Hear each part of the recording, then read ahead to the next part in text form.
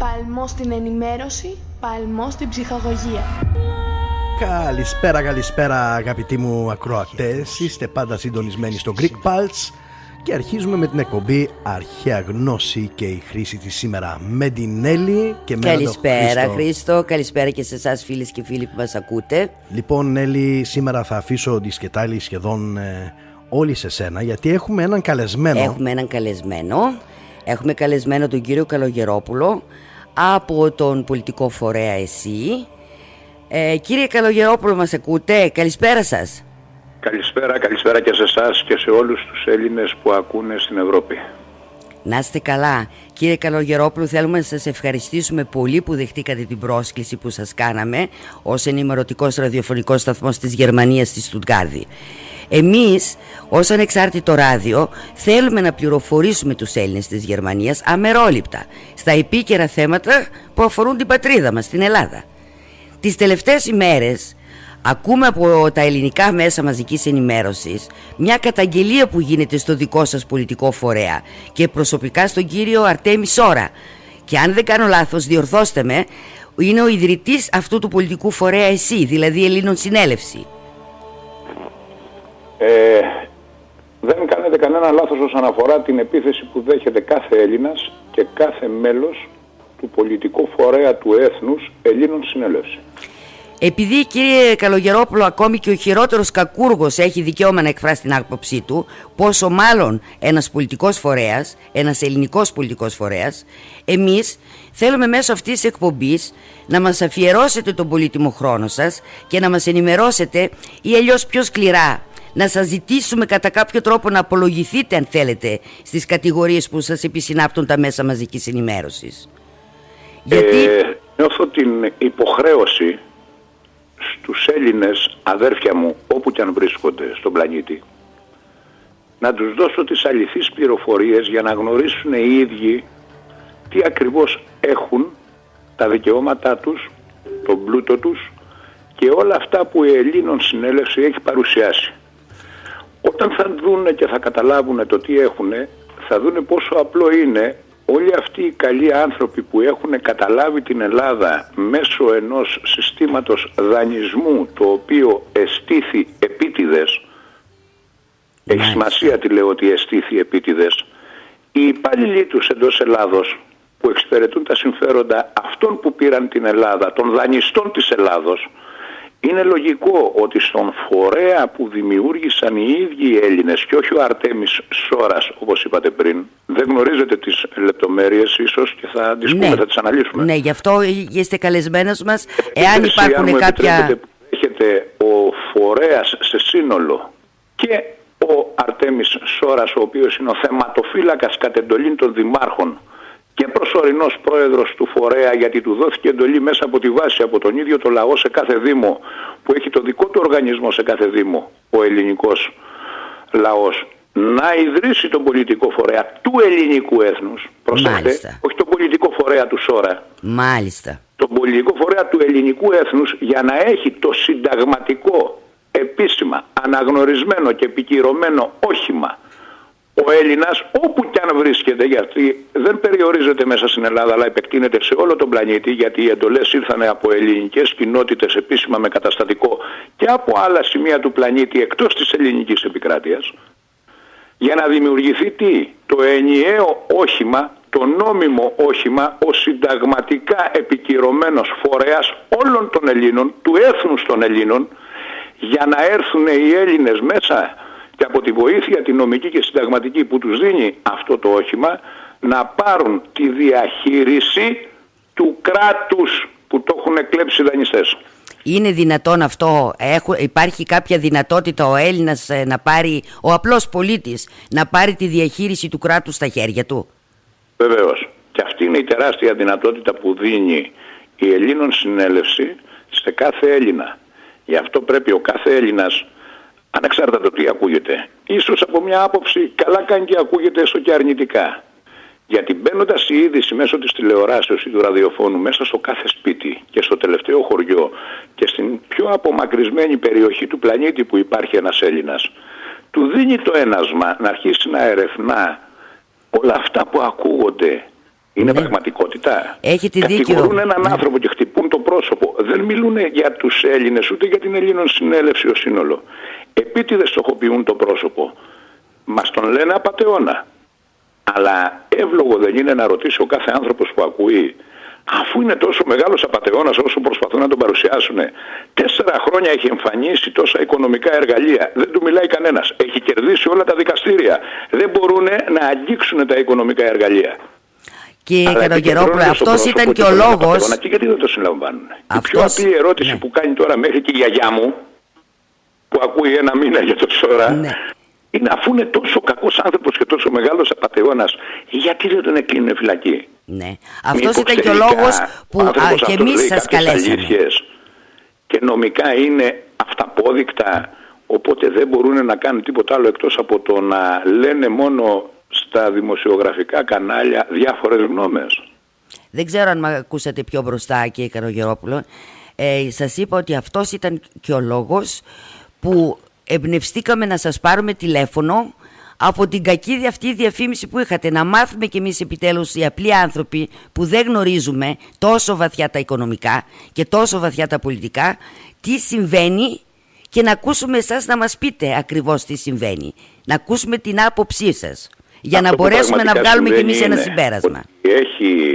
Αυτό που πραγματικά συμβαίνει είναι ότι έχει στρατηγικά από τους Ευρωπαίους τραπεζίτες κυρίως στοχοποιηθεί η Ελλάδα και ο πλούτος της.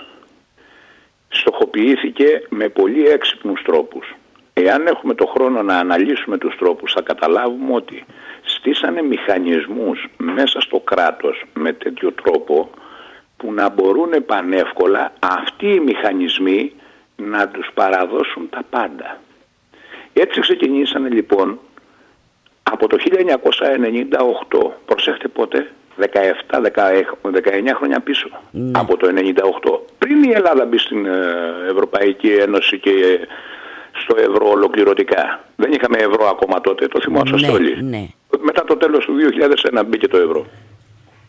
Φτιάξανε λοιπόν έναν οργανισμό διαχείρισης δημοσίου χρέους. Τον ονομάσανε, προσέχτε, έναν οργανισμό που δεν υπήρχε μέχρι εκείνη τη στιγμή, τον ονομάσανε Οργανισμό Διαχείρισης Δημοσίου Χρέους. Σε αυτόν τον οργανισμό όμως, άμα δείτε από την ίδρυσή του, το ΦΕΚ που ψηφίζουν μέσα στη Βουλή, γιατί προσέχτε, το να σας πω τη γνώμη μου είναι υποκειμενικό. Έτσι. Δεν έχω κανένα δικαίωμα να λέω τη γνώμη μου. Έτσι. Μπορώ όμως να σας πω την αληθή πληροφορία που πηγάζει μέσα από τα επίσημα χαρτιά του κράτους, μέσα από τα φύλλα εφημερίδας της κυβερνήσεως. Αυτό είναι το ΦΕΚ δηλαδή, είναι το φύλλο της κυβέρνησης. Μπράβο. Εκεί είναι ό,τι ψηφίζει η Βουλή, το δημοσιεύει στο ΦΕΚ για να είναι έγκυρο και να ισχύει από την ώρα που δημοσιεύει. Για να δώσουμε να καταλάβουν και στους ακροατές που ίσως να μην γνωρίζουν ότι ΦΕΚ είναι αυτό που αποφασίζει η Βουλή, είπατε. Η εφημερίδα της κυβέρνησης. Της εκάστοτε κυβέρνησης. Είναι η εφημερίδα η επίσημη της Βουλής που ό,τι εκεί γραφτεί από τις ψηφοφορίες που κάνουν, τότε εγκυροποιείται και ισχύει. Μάλιστα. Λένε λοιπόν το 1998 ότι ιδρύουν έναν οργανισμό διαχείρισης δημοσίου χρέους και σε αυτόν τον οργανισμό του δίνουν τη διαχείριση εκατοντάδων λογαριασμών του ελληνικού δημοσίου ιδιοκτησία, οι οποίοι βρίσκονται στην Τράπεζα της Ελλάδος. Μάλιστα. Προσέξτε πόσο σοβαρό γίνεται αυτό. Άρα τι μας λένε στο ΦΕΚ. Υπάρχουν λογαριασμοί στην Τράπεζα της Ελλάδος. Η Τράπεζα της Ελλάδος είναι μια ιδιωτική τράπεζα, ας είναι και Τράπεζα Κεντρική της Ελλάδος. Ναι, το γνωρίζω αυτό εγώ προσωπικά. Όμως, υπάρχουν λογαριασμοί, το λέει επίσημα η Βουλή, του ελληνικού δημοσίου, άρα οι ιδιοκτήτες είναι το έθνος και έχει το έθνος την κυριαρχία των λογαριασμών, αλλά ορίζουν διαχειριστή τον Οργανισμό Διαχείρισης Δημοσίου Χρέους. Δεν μας λένε όμως περιέργως πόσα λεφτά έχουν αυτοί οι λογαριασμοί, πόσοι ακριβώς είναι, από πού προέρχονται, ποιος τους διαχειριζόταν πριν. Προσέξτε πόσο σοβαρά ερωτήματα τώρα πηγάζουν. Ναι. Ποιος διαχειριζόταν αυτούς τους λογαριασμούς πριν, από πού τροφοδοτούνται με κεφάλαια και πόσα λεφτά έχουν. Βλέπουμε όμως μια κίνηση μετά πάλι μέσα από τα φύλλα εφημερίδας της κυβερνήσεως, μέσα από νομοθεσίες που ψηφίζουν μέσα στη Βουλή, ότι μπαίνουμε στην Ευρωπαϊκή Νομισματική Ένωση και είμαστε ισότιμα μέλη του ευρώ. Σωστά? Σωστά. Εσείς αυτή τη στιγμή είσαστε στη Γερμανία? Ναι. Και οι περισσότεροι που μας ακούνε είναι στη Γερμανία ή και στα υπόλοιπα κράτη τα ευρωπαϊκά. Σωστά. Πάρτε ένα χαρτονόμισμα ευρώ, 5 ευρώ, 10 ευρώ, δεν έχει σημασία, 50 ευρώ, δεν έχει σημασία τι χαρτονόμισμα είναι. Ναι. Και κοιτάξτε απάνω σε πόσες γλώσσες γράφει τη λέξη ευρώ. Θα δείτε περιέργως ότι εκτός από τα λατινικά, όπου και να εκδοθεί το ευρώ, λέει και στα ελληνικά ευρώ. Αυτό δεν το ήξερα. Πρώτη φορά Για το δέστε ακούω. ένα νόμισμα, ένα χαρτονόμισμα, Ναι. οποιοδήποτε χαρτονόμισμα, 5 ευρώ, 10 ευρώ, 20, 50, όπου και να εκδίδεται, στη Δανία, στη Γαλλία, στη Γερμανία. Δηλαδή εκτός ας το πούμε τη γερμανική λέξη ευρώ, γράφεται, μου λέτε, και ελληνικά ευρώ. Με ύψιλον και με ωμέγα. Μάλιστα. Και αν είναι Τρεις κάποιος γραφές στη Δανία, παραδείγματος χάρη, στην Ελληνική. Αγγλία, και εκεί το ίδιο. Βέβαια, η μία είναι ελληνική η γραφή. Γιατί? Ποιος το εγγυάται το ευρώ και γράφει ελληνικά υποχρεωτικά? Αυτό Πάμε ένα μου βηματάκι είναι παρακάτω. περίεργο. Πρώτη φορά το ακούω, πραγματικά. Είναι πολύ εύκολο. Ένα χαρτονόμισμα εκεί που έχετε Ναι, μπροστά ναι, σας. ναι. Το Θα το δώσω δείτε, στο οποιοδήποτε χαρτονόμισμα διαλυματάκι. γράφει και στα ελληνικά ευρώ. Η ουσία όμως ποια είναι τώρα? Εάν πάμε τώρα στα μετέπειτα χρόνια, πριν μπούμε επίσημα στην κρίση και φτάσει η Ελλάδα σε πρόβλημα, τι κάνουν? Με αποφάσεις, ψηφίσματα της Βουλής, ξέρετε, όταν ψηφίζετε κάτι μέσα στη Βουλή, ανεξάρτητα ποιοι ψηφίζουν ναι ή ποιοι ψηφίζουν όχι, στο τέλος την ψηφοφορία την υπογράφουν και οι 300 και αναγνωρίζουν την εγκυρότητα της ψηφοφορίας. Ναι. Πιστεύω ότι είναι απλό να το καταλάβει ο Ναι, καθένας ναι. αυτό. Δεν έχει σημασία τι ψήφισες, υπογράφεις ότι αναγνωρίζεις την ψηφοφορία. Άμα είναι πλειοψηφική, πιστεύω. Όχι, ναι, δεν έχει σημασία. Αναγνωρίζεις ότι έγινε ψηφοφορία και βγήκε με αυτή την πλειοψηφία αυτή η απόφαση. Ναι. Το υπογράφουν και οι 300 Μάλιστα. της Βουλής αυτό. Άρα, όλοι οι βουλευτές ανεξαρτήτως κόμματος υπογράψανε και γνωρίζουν ότι ο Οργανισμός Διαχείρισης Δημοσίου Χρέους έχει τη διαχείριση λογαριασμών του ελληνικού δημοσίου. Χωρίς να γνωρίζουν τι έχει μέσα ο κάθε λογαριασμός. Ναι. Αλλά γνωρίζουν ότι έχει τη διαχείριση των λογαριασμών. Για να ρωτηθείτε τώρα. Έρχεται μετά από λίγα χρόνια και λέει έχουν πρόβλημα οι τράπεζες και αποφασίζει η κυβέρνηση να τους δώσει χρήματα. Αυτό το ξέρουν όλοι. Ναι. Έτσι δεν είναι? Πιστεύω, αν δεν κάνω λάθος, δηλαδή σε 3 δόσεις δοθήκανε αυτά, σύνολο γύρω στα 240 Γιατί δι. κάθε φορά που δίνονταν λεφτά έπρεπε να προηγηθεί απόφαση της Βουλής και διαταγή σε ποιον? Σε αυτόν που διαχειρίζεται τους ελληνικούς λογαριασμούς. Ποιος διαχειρίζεται τους οργανισμούς, ναι. τους Ποιος τα ελληνικούς διαχειρίζεται? λογαριασμούς? Ο Οργανισμός Διαχείρισης Δημοσίου Χρέους. Αυτός είναι που Κάθε διαχειρίζεται. ένα ΦΕΚ, εάν το διαβάσουμε προσεκτικά, θα δούμε. Κάνει ψήφισμα η Βουλή, ξεκινάει από το 2007, 9 χρόνια μετά την ίδρυση του Οργανισμού Διαχείρισης Δημοσίου Χρέους, μέχρι το 12, από το 7 μέχρι το 12, δίνει εντολές η Βουλή στον Οργανισμό Διαχείρισης Δημοσίου Χρέους, σε κανέναν άλλον, Ναι. γιατί αυτός διαχειρίζεται τα ελληνικά λεφτά που είναι στους λογαριασμούς Μάλιστα. ιδιοκτησίας του έθνους, Μάλιστα. και αυτός έχει λεφτά, να δώσει στις τράπεζες 240 δις φαίνεται μέσα από τα ΦΕΚ. Άρα τι μας λένε με αυτό το πράγμα? Ο Οργανισμός Διαχείρισης Δημοσίου Χρέους, οι λογαριασμοί που διαχειρίζονται έχουν πάρα πολλά δις. Απόδειξη ότι μπορεί και δίνει συνολικά 240 δισεκατομμύρια ευρώ στις τράπεζες για να διασωθούν. Αυτό που έλεγαν ανακεφαλαίωση των τραπεζών. Κεφαλαιοποίηση και ανακεφαλαιοποίηση. Ναι. Ανακεφαλοποίηση, ναι. Αυτό για προσέχτε πόσο σοβαρό γίνεται. Δηλαδή με τις ίδιες τις αποφάσεις που ψηφίζει επίσημα η Ελληνική Βουλή, είναι ολοφάνερο ότι ο Οργανισμός Διαχείρισης Δημοσίου Χρέους έχει τεράστια ποσά ιδιοκτησίας του ελληνικού δημοσίου, δηλαδή όλων ημών. Γιατί κάθε Έλληνας είτε ζει στην Αθήνα, είτε ζει στον Ναύπλιον που ζω εγώ, είτε ζει στο Στουτγκάρδι, είτε στο Σίδνεϊ, είτε στο Λονδίνο, είτε στην Αμερική, ως Έλληνας είναι ιδιοκτήτης των εθνικών χρημάτων. Σωστά? Σωστά. Ανήκουν σε όλους. Γι' αυτό και λένε ότι χρωστάμε. Γιατί όλοι μας, εφόσον είμαστε... Όπως πήραμε το χρέος όλοι, έτσι, τα λεφτά που έχουμε ανήκουν σε όλους. Τόσο απλό είναι. Εδώ όμως μέσα από τα επίσημα χαρτιά της Βουλής από τα ψηφίσματά της που δημοσιευτήκανε σε ΦΕΚ, σε φύλλα εφημερίδας της κυβερνήσεως, είναι ολοκάθαρο ότι ο οργανισμός είχε και έδωσε 240 δις στις τράπεζες. Ναι. 240 δις έδωσε στις τράπεζες. Μήπως έχει ακόμα μερικά λεφτά?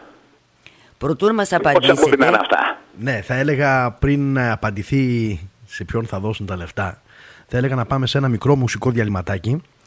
Και φίλες και φίλοι που μας ακούτε, οποιαδήποτε ερώτηση και αν έχετε, στείλτε μας μήνυμα. Λοιπόν, μπορείτε να στείλετε μήνυμα εκεί που πατήσατε play, ακριβώς από δίπλα έχει ένα πλαίσιο που μπορείτε να γράψετε το μήνυμά σας και με το πάτημα του κουμπιού Enter στέλνετε κατευθείαν σε εμάς.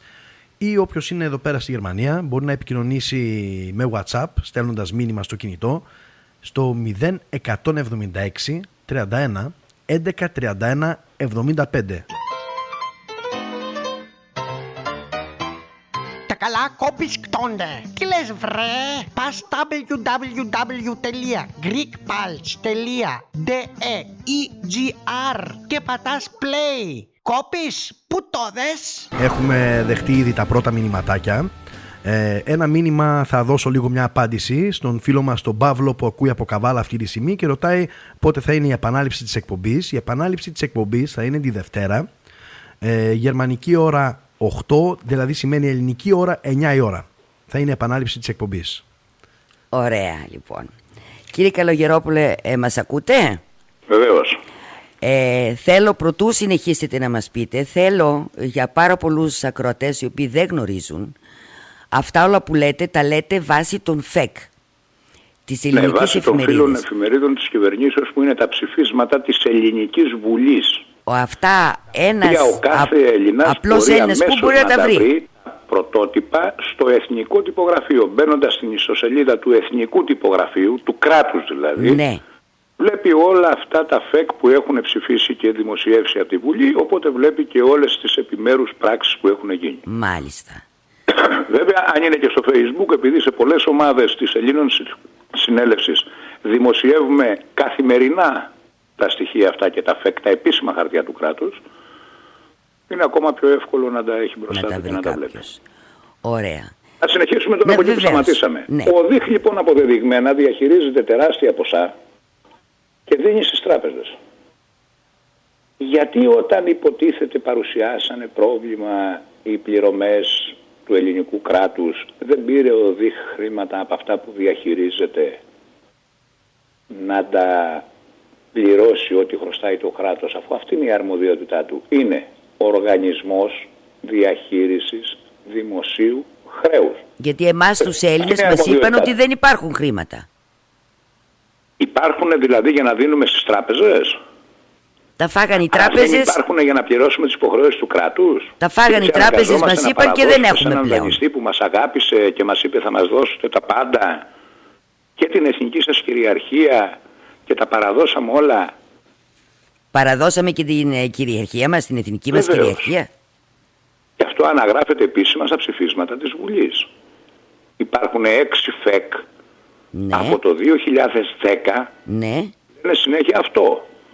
Το 2010 που παραδόθηκε η εθνική μας κυριαρχία από την τότε κυβέρνηση Γεωργίου Παπανδρέου με Υπουργό Οικονομικών τον Γιώργο τον Παπακοσταντίνου, ναι. αντιδράσανε και ο Δικηγορικός Σύλλογος Αθηνών και βγάλανε μια τεράστια καταγγελία που έλεγε δεν είναι δυνατόν, δεν έχει ξαναγίνει παγκόσμια, δεν επιτρέπεται αυτό να παραδίδει στην εθνική κυριαρχία. Παραδώσαμε την εθνική μας κυριαρχία στους δανειστές μας.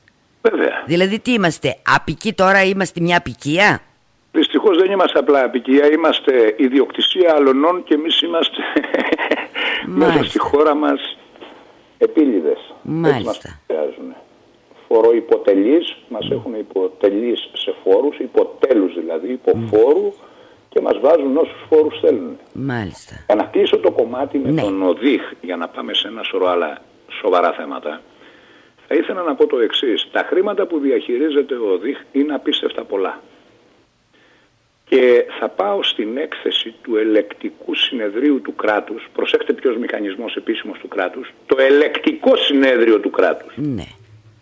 Το οποίο κάνοντας έλεγχο στον ισολογισμό του 2015, όπως έκανε και στο 2014 και στο 2013, διαπιστώνει ο ελεκτικός μηχανισμός που λέγεται ελεκτικό συνέδριο του κράτους ότι ο ΟΔΙΧ, συγκεκριμένα ο ΟΔΙΧ, ενώ υπάρχουν επενδυτικά ομόλογα που εκδίδει έναντι των λογαριασμών που διαχειρίζεται, τα οποία κάθε χρόνο κυμαίνονται περίπου στα 90 δις. 90 δις. Ναι. Ξαφνικά το 2015 ο ΟΔΙΧ πάντα κάνει έκδοση ομολόγων βραχυπρόθεσμου δανεισμού και πληρωμές στα βραχυπρόθεσμου δανεισμού ομολόγων 850 δις περίπου. Αυτό είναι πολύ τεράστιο κεφάλαιο. Πού τα βρήκε? Από 95 το 2014 εκτοξεύονται οι συναλλαγές του ΟΔΙΧ. Έχω ακριβώς την έκθεση μπροστά μου και μιλάνε για το ελεκτικό συνέδριο, μιλάει για 771 δις συναλλαγές μέσα στο 2015. Μα από το 10 και εντεύθεν είμαστε σε κρίση, οικονομική κρίση. Γι' αυτό και κόβονται και οι συντάξεις και όλα. Ό,τι εισπράττει το ελληνικό κράτος υποτίθεται το εισπράττουν οι υπηρεσίες των δανειστών. Άρα πού βρεθήκαμε? Η Γραμματεία Δημοσίων Εσόδων, η οποία με φεκ της κυβέρνησης μετά τη διαταγή του Αρτέμι Σόρα στον Πρωθυπουργό γίνεται άλλου είδους μορφής περίεργης εταιρεία που δεν έχει νομική προσωπικότητα για να μην μπορεί κανένας να τους κλείσει μέσα. Μάλιστα. Θα το συζητήσουμε παρακάτω αυτό. Ναι. Αφού λοιπόν τα εισπράττουν πάντα οι δανειστές από το 10 ό,τι εισπράττει το κράτος, πώς ξαφνικά ο ΟΔΙΧ διαχειρίζεται 100 με 95 δισεκατομμύρια κάθε χρόνο και τα παίζει σε ρέπος και στη συνέχεια το 15 αλλάζει αυτό το ποσό τραγικά και γίνεται 771 δισεκατομμύρια ευρώ συναλλαγές.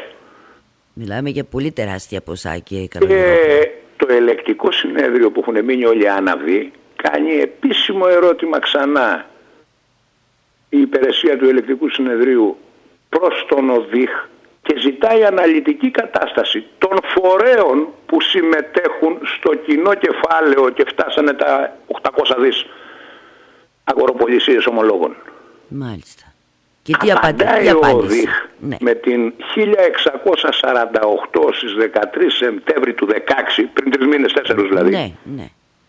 Η απάντηση του ΟΔΙΧ είναι η 1648 13 Ενάτου του 16, αλλά δεν τους δίνει καμία πληροφορία. Τους γράφει κοινώς, δηλαδή ρωτάει το ελεκτικό συνέδριο πού βρήκατε 800 δις και κάνατε συναλλαγές, και ο ΟΔΙΧ, ο Οργανισμός Διαχείρισης Δημοσίου Χρέους, γράφει το ελεκτικό συνέδριο στα παλιά του τα παπούτσα. Μάλιστα. Για να μην πω σε τίποτα άλλο. Μάλιστα. Και μπορεί να το κάνει αυτό? Καταγγέλει ο ίδιος ο ελεκτικός μηχανισμός τώρα, το ελεκτικό συνέδριο του κράτους. Μάλιστα. Δεν είναι δικά μου λόγια, δεν είναι τι καταγγέλω εγώ τον ΟΔΙΧ. Ναι. Ή το κατήγγειλε ο Σόρας ή το κατήγγειλε κάποιος άλλος της Ελλήνων Συνέλευσης. Ο ίδιος ο μηχανισμός του κράτους, το ελεκτικό συνέδριο, βγαίνει και ξεμπροστιάζει τον ΟΔΙΧ ότι είναι μια απάτη στημένη που εμφανίζει ξαφνικά 800 δις τζίρο μέσα σε ένα χρόνο. Ενώ υποτίθεται η Ελλάδα δεν έχει λεφτά και οι Έλληνες τους σκοτώνουν για 50 ευρώ. Μα γίνεται μια γενοκτονία αυτή τη στιγμή. Ακριβώς. Πώς γίνεται εσύ, οργανισμέ διαχείρισης δημοσίου χρέους, να έχεις 800 δις να κάνεις αγοροπολισίες ομολόγων και να αφήνεις τους Έλληνες να τους γενοκτονούνε? Σωστά. Καταλαβαίνετε πόσο σοβαρά γίνονται τα πράγματα? Πολύ πιο σοβαρά από ό,τι μπορούσαμε να φανταστούμε.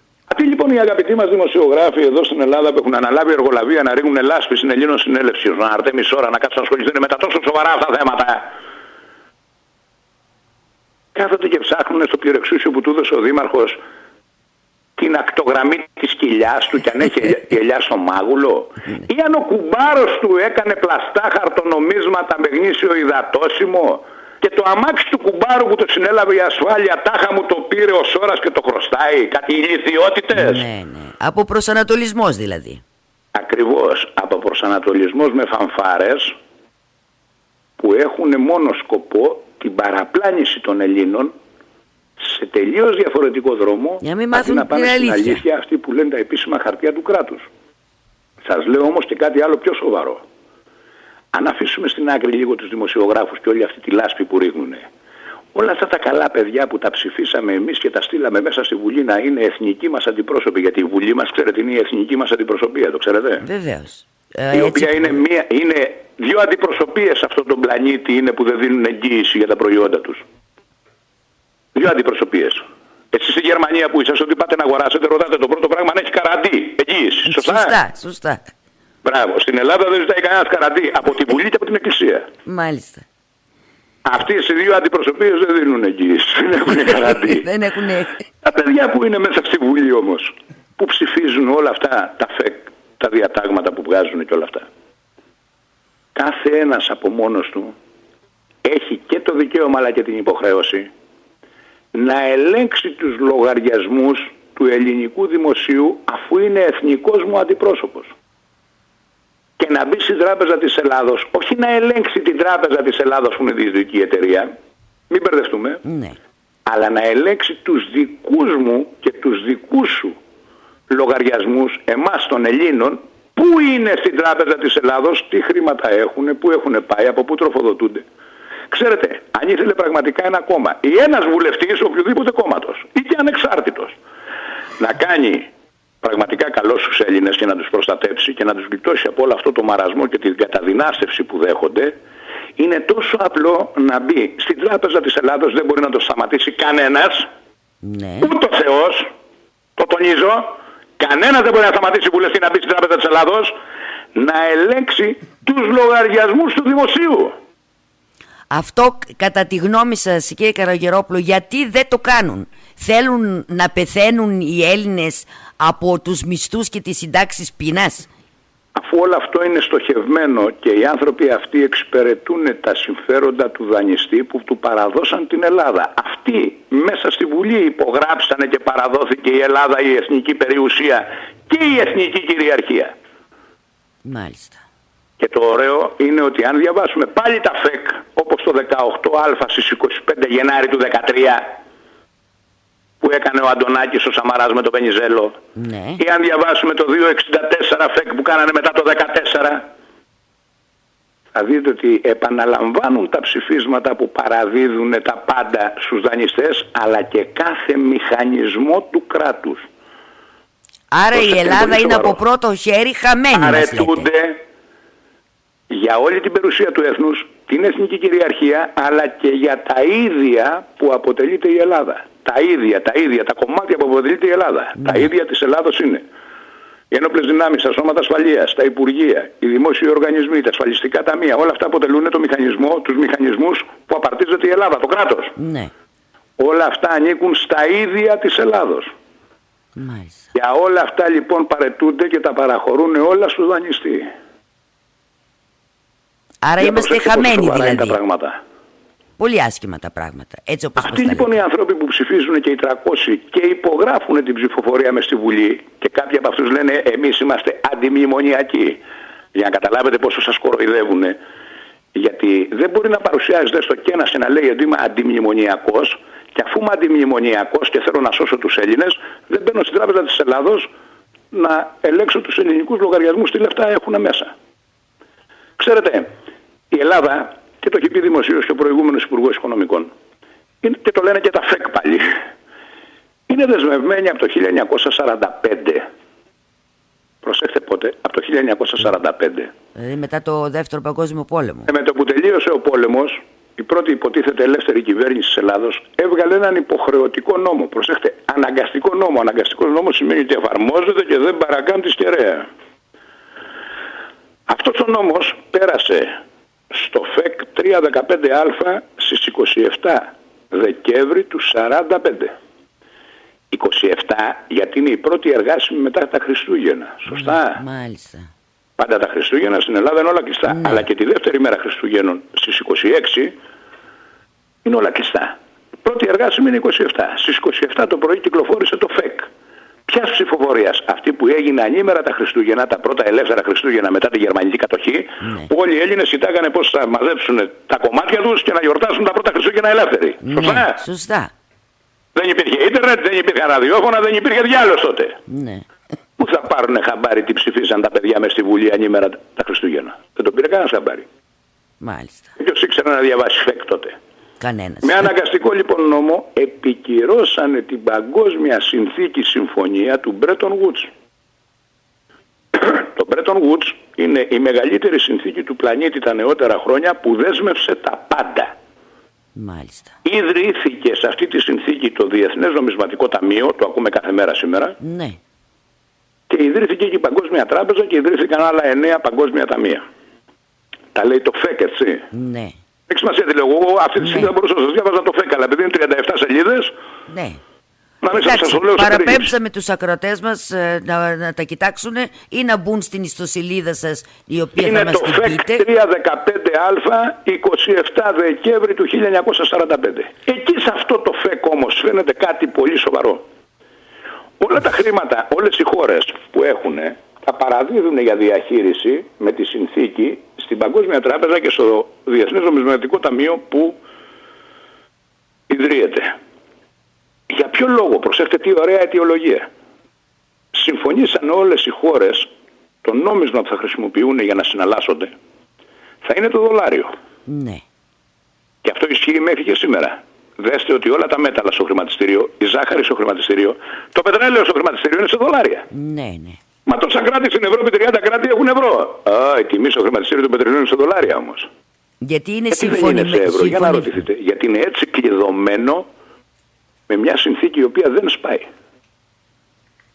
Σε αυτή τη συνθήκη λοιπόν που συμφωνήσανε να έχουν το δολάριο για νόμισμα συναλλαγής, συμφωνήσανε να παραδώσουν οι χώρες το πλούτο τους, τα μετρητά τους και το χρυσό τους, για να εγκυοδοτήσουν οι ίδιες οι χώρες το νόμισμα που θα συναλλάσσονται, για να μην χάσει ποτέ αξία το νόμισμα, να είναι πάντα εγγυημένο με τον πλούτο των ίδιων των χωρών.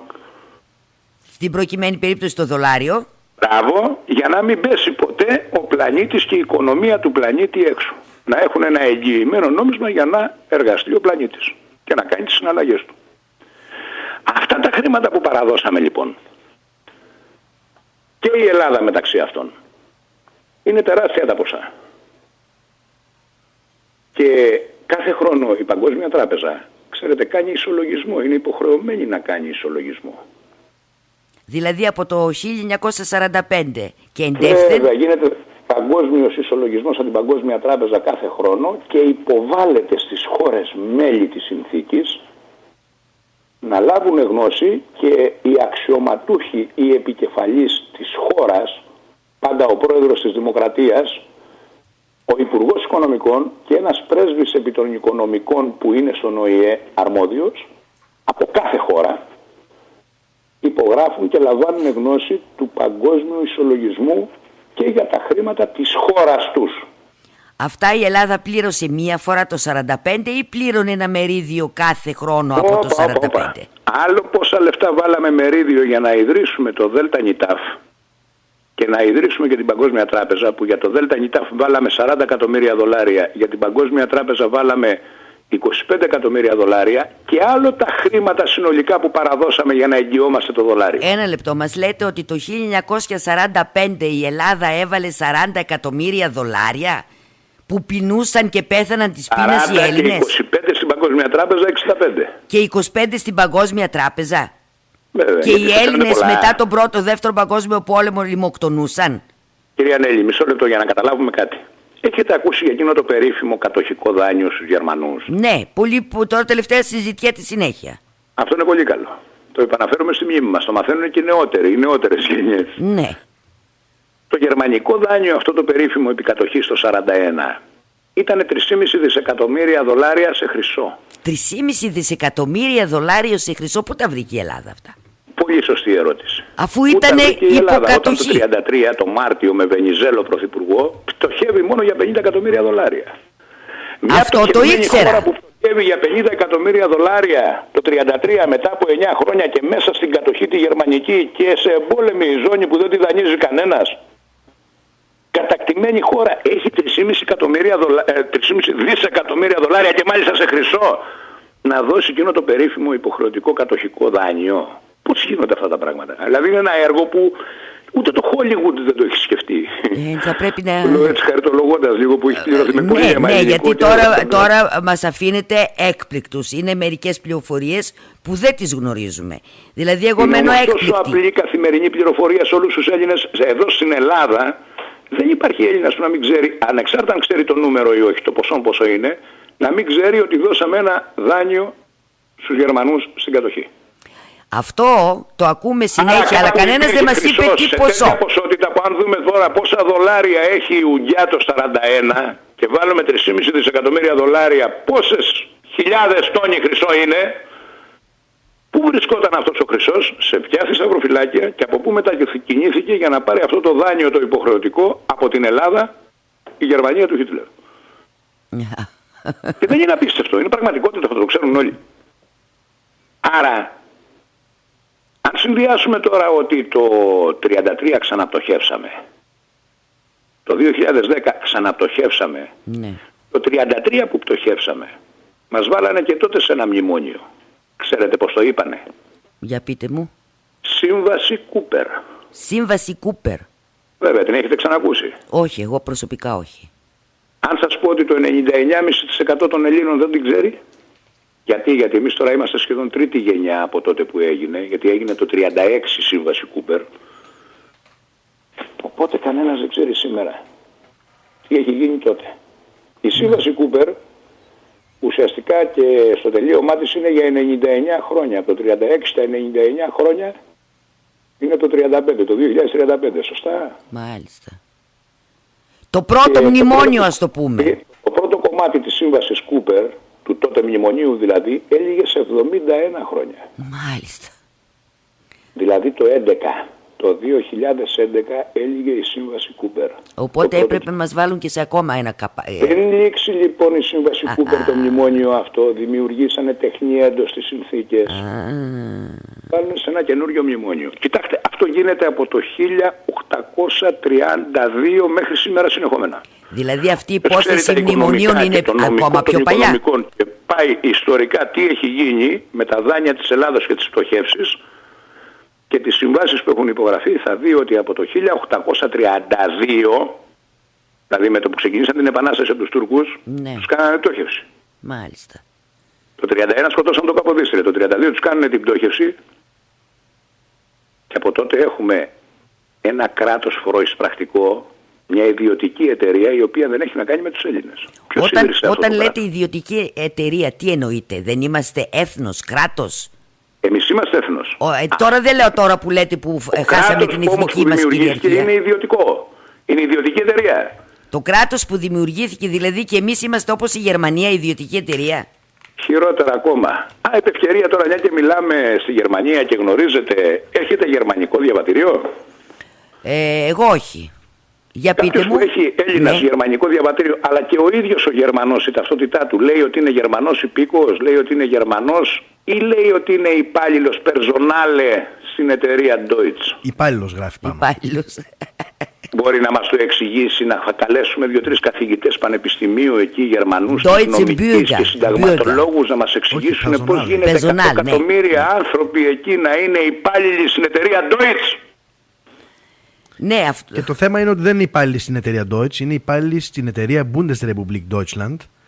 Γιατί όχι, είναι εταιρεία και το θέμα είναι ότι το είχαμε ερευνήσει κάποια στιγμή και είναι καταγραμμένο στην Νέα Υόρκη. Ή στην Ουάσιγκτον, δεν θυμάμαι κάπου από. Όχι, στη Νέα Υόρκη είναι καταγραμμένο. Με γραφείο στη Νέα Υόρκη, όπως είναι και η ελληνική δημοκρατία. Αυτό τώρα ότι η ελληνική δημοκρατία, ότι εμείς ήμασταν εταιρεία, το ακούω πρώτη φορά και λέτε ότι είμαστε εταιρεία εμείς ακόμα πιο παλιά. Εμείς έχουμε κάνει, μάλλον εις βάρος μας έχουν κάνει πολλές ιδιωτικές εταιρείες. Η πρώτη μεγάλη ιδιωτική εταιρεία έχει γίνει το 1832 από τον τότε κατασχέτη της Ελλάδος. Και σε αυτή την ιδιωτική εταιρεία επέβαλε το 15χρονο γιο του για επικεφαλής. Λέτε για τον βασιλιά τον Όθωνα? Ναι. Ποιος ήταν ο πατέρας του Όθωνα? Ένας Βαβαρός. Ένας Βαβαρός. Ποιος είπατε? Ελλάδα το 1832. Ποιος είπατε? Άρα οι Βαβαροί ναι, πτωχεύσαν και κατασχέσαν την Ελλάδα και κάνανε το δικό τους φοροεισπρακτικό μηχανισμό, ιδιωτική εταιρεία, βασίλειο της Ελλάδος, όχι των Ελλήνων. Μάλιστα. Και Απορίας άξιων είναι και κάτι ακόμα.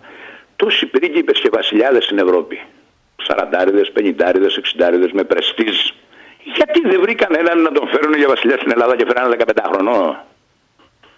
Ή έπρεπε να το έχει ο Λουδοβίκος απόλυτα ελεγχόμενο το μαγαζί και έβαλε το δεύτερο το κογιό του, το 15χρονο, τον επέβαλε για βασιλιά? Μάλιστα. Για το Θε Αθήνε το μικρό. Ακριβώς. Και κουμάντο θα κάνω εγώ. Από τότε λοιπόν και να θυμίσουμε ότι μια ιδιωτική εταιρεία φοροής πρακτική εις βάρος των Ελλήνων και μέχρι σήμερα συνεχίζουμε με ιδιωτικές εταιρείες. Και να θυμίσουμε κιόλας ότι ο αδερφός του βασιλιά της Ελλάδας είναι ο σύζυγος της Ελισάβετ στην Αγγλία. Είναι ο γιος του Αντρέα, του πρίγκιπα, που έσπασε και πούλησε και πρόδωσε το μέτωπο στη Μικρά Ασία. Έχει δηλαδή συγκοινωνούντα δοχεία. Βέβαια, τίποτα δεν είναι τυχαίο από όλα αυτά. Είναι βάση συγκεκριμένου, σχεδιασμένου, στρατηγικά σχεδίου, εκτέλεσης πάντα των Ελλήνων. Αυτό που μου λέτε πολύ με στεναχώρεσε τώρα. Γι' αυτό θα έλεγα να βάλουμε μια άνω τελεία, γιατί έχουμε και πάρα πολλές ερωτήσεις από τον κόσμο, να βάλουμε ένα μουσικό κομμάτι και επιστρέφουμε. Φοβάμαι ότι δεν θα φτάσουν 10 εκπομπές. θα κάνουμε, έχουμε πολύ χρόνο σε αυτό το ραδιοφωνικό σταθμό. Θα κάνουμε πολλές εκπομπές. Εγώ απεριόριστο. Να είστε καλά. Πάμε σε ένα μουσικό διαλυματάκι και επανερχόμαστε. Έγινε.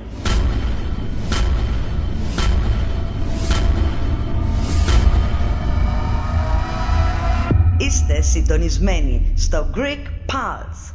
Παλμός στην ενημέρωση, παλμός στην ψυχαγωγία. Μία ακροάτρια από εδώ πέρα στο Γκάρδι στο Κάνστατ μας ρωτάει αν θα έχουμε και άλλες εκπομπές. Λοιπόν, αν ρωτάει γενικώς για το ραδιόφωνο έχει κάθε μέρα μετά τις 7 εκπομπές. Αν ρωτάει συγκεκριμένα εκπομπές για αυτό το θέμα, Νέλη, θα ρωτήσουμε τον κύριο Καλογερόπουλο αν είναι διαθέσιμος να μας αφιερώσει από το χρόνο τον πολύτιμό του. Είμαι και διαθέσιμος, αλλά πριν και πάνω απ' όλα είμαι υποχρεωμένος. Να είστε καλά, ευχαριστούμε γιατί πολύ. βλέπω είναι πολύ μεγάλο το θέμα και δεν είναι μόνο η εκπομπή αυτή, δεν εξηγούμε μόνο το τι εστί εσύ, το τι εστί ο Σόρας, αλλά βλέπω ότι παίρνουμε δεδομένα τα οποία είναι για πάρα πολλούς από εμάς συμφέροντος. Έτσι, και άγνωστα. Ακριβώς. Δεν τα γνωρίζουμε. Δυστυχώς για η πλειοψηφία των Ελλήνων, συντριπτική πλειοψηφία, μείναν άγνωστα για πολλά χρόνια μέχρι που εμφανίστηκε ο συνέλληνάς μας, ο Αρτέμις ο Σόρας, και άρχισε να μας εμφανίζει τις πληροφορίες και να μας δίνει τα παγκόσμια δημόσια χαρτιά, τα νομικά. Γι' αυτό και όλοι στραφήκαν να του ρίξουν λάσπη με γελίες αναφορές σε γελία θέματα, χωρίς να ακουμπάνε τα νομικά. Μάλιστα. Βέβαια, στα νομικά δεν μπορείς να πεις ψέματα. Εδώ τώρα όπως έχουμε και στα μαθηματικά δεν μπορείς να πεις ψέματα. Έτσι τώρα που είπατε νομικά, υπάρχει ακόμα ένα ερώτημα από έναν ακροατή, ο οποίος λέει μπορεί να αναιρεθεί η δικαστική απόφαση για τα 600 δις που κέρδισε ο... Όχι, που προσέφερε. Όχι, δεν μπορεί ούτε να αναιρεθεί. Για τα 600 δις. Τίποτα, γιατί έχει τελεσιδικήσει και έχει δώσει επίσημη βεβαίωση η δικαστική αρχή ότι έχει καταστεί αμετάκλητη. Προσέχτε καλά τι ακούτε. Αμετάκλητος. Μάλιστα. Έχει τελεσιδικήσει. Δεν μπορεί να ακυρωθεί, να αναιρεθεί, να προσβαλθεί, δεν μπορεί να γίνει τίποτα. Όλα αυτά που λέγονται είναι ένα νέο κύμα τρομολαγνίας προσπαθούν να δημιουργήσουν στον κόσμο, να το δημιουργήσουν δηλαδή την αμφιβολία και το φόβο ότι τάχα μου θα ακυρωθεί η απόφαση των 600. Δεν μπορεί. Αυτό βέβαια, κύριε Καλογερόπουλο, για πάρα πολλούς... Γιατί ήρθε η επίσημη τράπεζα του η Μόντρεαλ του Καναδά και είπε εγώ τα έχω, εγώ έχω το λογαριασμό, εγώ έχω τα ομόλογα, εγώ έχω τα πάντα και είναι όλα γνήσια και τα βεβαίως αυτή. Δεν αρκέστηκε ο δικαστής το τι του είπε ο Σόρας. Προφορικά παράδειγμα. Ναι. Η ίδια η Μόντρεαλ που επενέβη στο δικαστήριο και έφερε ανέγκλητο confirmation και ξεκαθάρισε άπαξ το θέμα. Γι' αυτό και ζητήθηκε στο δικαστήριο, και το λέω με τα λόγω γνώσεως γιατί ήμουν παρόν, να μεταβούν στην Τράπεζα της Ελλάδος και να κάνουν εκείνη τη στιγμή χρήση του λογαριασμού και των ομολόγων και να κατεβάσουν τα χρήματα. Και η δικαστής διέκοψε τη δίκη, πήγε μέσα στο γραφείο, δεν ξέρω με ποιους μίλησε τώρα η δικαστής σε τηλέφωνα και το ένα και το άλλο, γιατί της άρεσε η ιδέα να πάνε στην Τράπεζα της Ελλάδος εκείνη τη στιγμή να κατεβάσουν τα χρήματα. Αλλά της δώσανε εντολή να συνεχίσει τη δίκη χωρίς να πάει στην Τράπεζα της Ελλάδος Και εξελίχθηκε η δίκη και βγήκε η αθωτική απόφαση. Αυτό Βέβαια, συγκεκριμένο το θέμα, κύριε Καλογερόπουλε, επειδή πάρα πολλοί ακροατές δεν γνωρίζουν για τα 600 πάνω στην δις. απόφαση και στις κατηγορίες, γιατί πρέπει να καταλάβουν όλοι κάτι πάρα πολύ σοβαρό. Για να καταλάβουμε μετά και στη συνέχεια τι είναι η Ελλήνων Συνέλευση και γιατί χρειαζόταν. Ακριβώς αυτό ήθελα να πω, ναι. Προσέχτε, και γιατί χρειαζόταν και δικαστική αναγνώριση και από τον Άριο Πάγο συνταγματική αναγνώριση η Ελλήνων Συνέλευση και ως αστικός μη κερδοσκοπικός οργανισμός σε επίπεδο Δήμου, αλλά και ως φορέας πολιτικός του ελληνικού έθνους από τον Άριο Πάγο. Ως ώρας οι κατηγορίες που είχε να αντιμετωπίσει στο δικαστήριο, και πρέπει να το καταλάβετε καλά αυτό που θα πω και να το ψάξετε και νομικά να δείτε πόσο βάθος έχει. Προτού μας πείτε, ένα λεπτό κύριε Καλογερόπουλε, μ' ακούτε? Προτού μας πείτε, επειδή πολλοί κόσμος δεν γνωρίζει καν τι έκανε ο κύριος Ώρας και ύστερα έφτασε να πάει στο δικαστήριο. Δηλαδή να τα πάρουμε μια σειρά, γιατί υπάρχουν πολύ λίγοι άνθρωποι εδώ στη Γερμανία που δεν γνωρίζουν ότι ο κύριος Ώρας έδωσε 600 δισεκατομμύρια ευρώ για να αποπληρωθεί η Ελλάδα και να μην έχει χρέη η Ελλάδα προς τους δανειστές. Αυτό δεν το γνωρίζουν, ελάχιστοι το γνωρίζουν. Και ελάχιστοι γνωρίζουν ότι έχει γίνει δικαστήριο αμφισβήτησης για τα 600 δις, το οποίο το κέρδισε. Αλλά εγώ θα πρότεινα, προτού προχωρήσουμε σε αυτό το κομμάτι, να κάνουμε πρώτα τις διαφημίσεις και να προχωρήσουμε μετά στη δεύτερη ώρα. Ακριβώς, να μπούμε πιο βαθιά στο θέμα. Να μπούμε Στη έτσι. διάθεσή σας όπως θέλετε εσείς με το πρόγραμμά σας. Ωραία. Πάμε σε διαφημίσεις και επιστρέφουμε κατευθείαν.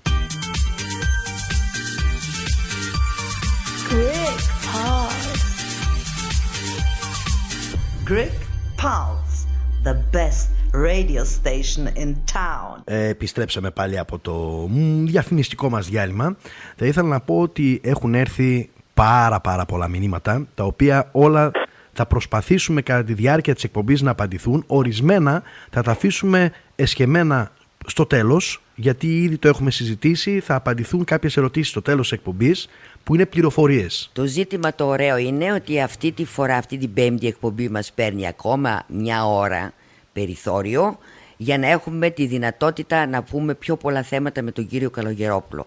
Όμως η γνώμη μου, κύριε Καλογερόπουλε, είναι ότι προτού μας πείτε πώς δομήθηκε αυτή η στρατηγική των Ελλήνων Συνέλευση, θέλουμε, για να καταλάβει ο κόσμος, να μας πείτε το πρώτο κομμάτι, να τελειώσουμε το πρώτο κομμάτι, πώς μας κρύβανε όλα αυτά τα χρήματα και τον πλούτο των Ελλήνων. Θα συμφωνήσω μαζί σας και πρέπει να τελειώσουμε αυτό που είπαμε, που ξεκινήσαμε μετά την κατοχή τη γερμανική με το Bretton Woods στην Παγκόσμια Συνθήκη. Εκεί η Ελλάδα λοιπόν, η οποία ήταν από τα ιδρυτικά μέλη και των ταμείων της Παγκόσμιας Τράπεζας και του ΔΝΤ, γι' αυτό και χρειάστηκε να βάλει και κάποιο ιδρυτικό κεφάλαιο που ήταν 40 εκατομμύρια δολάρια στο ΔΝΤ και 25 στην Παγκόσμια Τράπεζα. Το 45. Η Ελλάδα, ναι, το 45 ναι. Έγινε αυτό. Η Ελλάδα λοιπόν παρέδωσε και τεράστιο πλούτο σε χρυσό και μετρητά στα παγκόσμια ταμεία για να εγκυοδοτεί και αυτή το δολάριο. Η Ελλάδα τότε παρέδωσε και μπαίνουν κάθε χρόνο στον παγκόσμιο ισολογισμό, προσέχτε, μπαίνουν κάθε χρόνο στον παγκόσμιο ισολογισμό και τα υπογράφουν όλος ο πλανήτης και τα υπογράφουν όλα τα παγκόσμια δικαστήρια, η Διεθνής Ένωση Εισαγγελέων, που είναι και οι δικοί μας αεροπαγίτες και οι εφέτες μέσα. Μάλιστα. Άρα όταν λέει ο Γενικός Εισαγγελέας της Ελλάδος δεν δικαιούται να λέει λάθη δημόσια. Μάλιστα. Γιατί τα υπογράφει κάθε χρόνο και τα επικυρώνει στη Διεθνή Ένωση Εισαγγελέων. Και τα γνωρίζει δηλαδή. Βέβαια. Μα τα επικυρώνει κιόλας. Η Ελλάδα παρέδωσε 20.000 τόνους χρυσού, μιλάμε για μύθιτα 45 ποσά. και 115 τρισεκατομμύρια δολάρια. Αυτά που μας λέτε είναι μυθικά ποσά. Και εμείς... Να κάνουμε εκτόσεις, τόσα είναι, τι να κάνουμε. Αυτά τα χρήματα λοιπόν συμφωνήθηκε το Παγκόσμιο Ταμείο που παίρνει τη διαχείριση για να υπάρχει από τη μία η εγκυοδοσία του δολαρίου, αλλά από την άλλη για να γίνονται η ανάπτυξη των χωρών. να δίνει στην κάθε χώρα για τα χρήματα που του παρέδωσε 4% τόκο το χρόνο. Και αυτό το αναφέρει ρητός κάθε χρόνο και ο Παγκόσμιος Ισολογισμός. Άρα, αφού η Ελλάδα παρέδωσε 20.000 τόνους χρυσού και 115 εκατομμύρια δολάρια σε μετρητά, με 4% το χρόνο τόκους μιλάμε για 5 περίπου 3 εκατομμύρια δολάρια το χρόνο είναι μόνο οι τόκοι. Και μόνο από τους τόκους θα μπορούσε να ζήσει ο Έλληνας ζωή χαρισάμενη. Όλος ο πλανήτης μπορούσε να ζούσε με 5-3 εκατομμύρια από τους 45 το χρόνο, όχι μόνο ο Έλληνας. Τα του Έλληνα είναι αυτά. Έχουν όμως και τα άλλα τα κράτη. Τα χρήματα λοιπόν μας τα κρύψανε. Μας κρύψανε και τα παράγωγά τους στους τόκους και αναγκάσανε τους Έλληνες να πάνε καρβουνιάριδες στο Βέλγιο, εργάτες στη Γερμανία, στην Αυστραλία, στην Αμερική και ούτω καθεξής. Όλοι αυτοί που περάσαν τη διακυβέρνηση της Ελλάδος μέχρι σήμερα είναι σχροί προδότες, τίποτα άλλο. Και αποδεικνύεται από τα δημόσια έγγραφα και από τα παγκόσμια έγγραφα οι πράξεις που κάνανε και προδώσαν τον ελληνισμό και το προδίδουν μέχρι τώρα.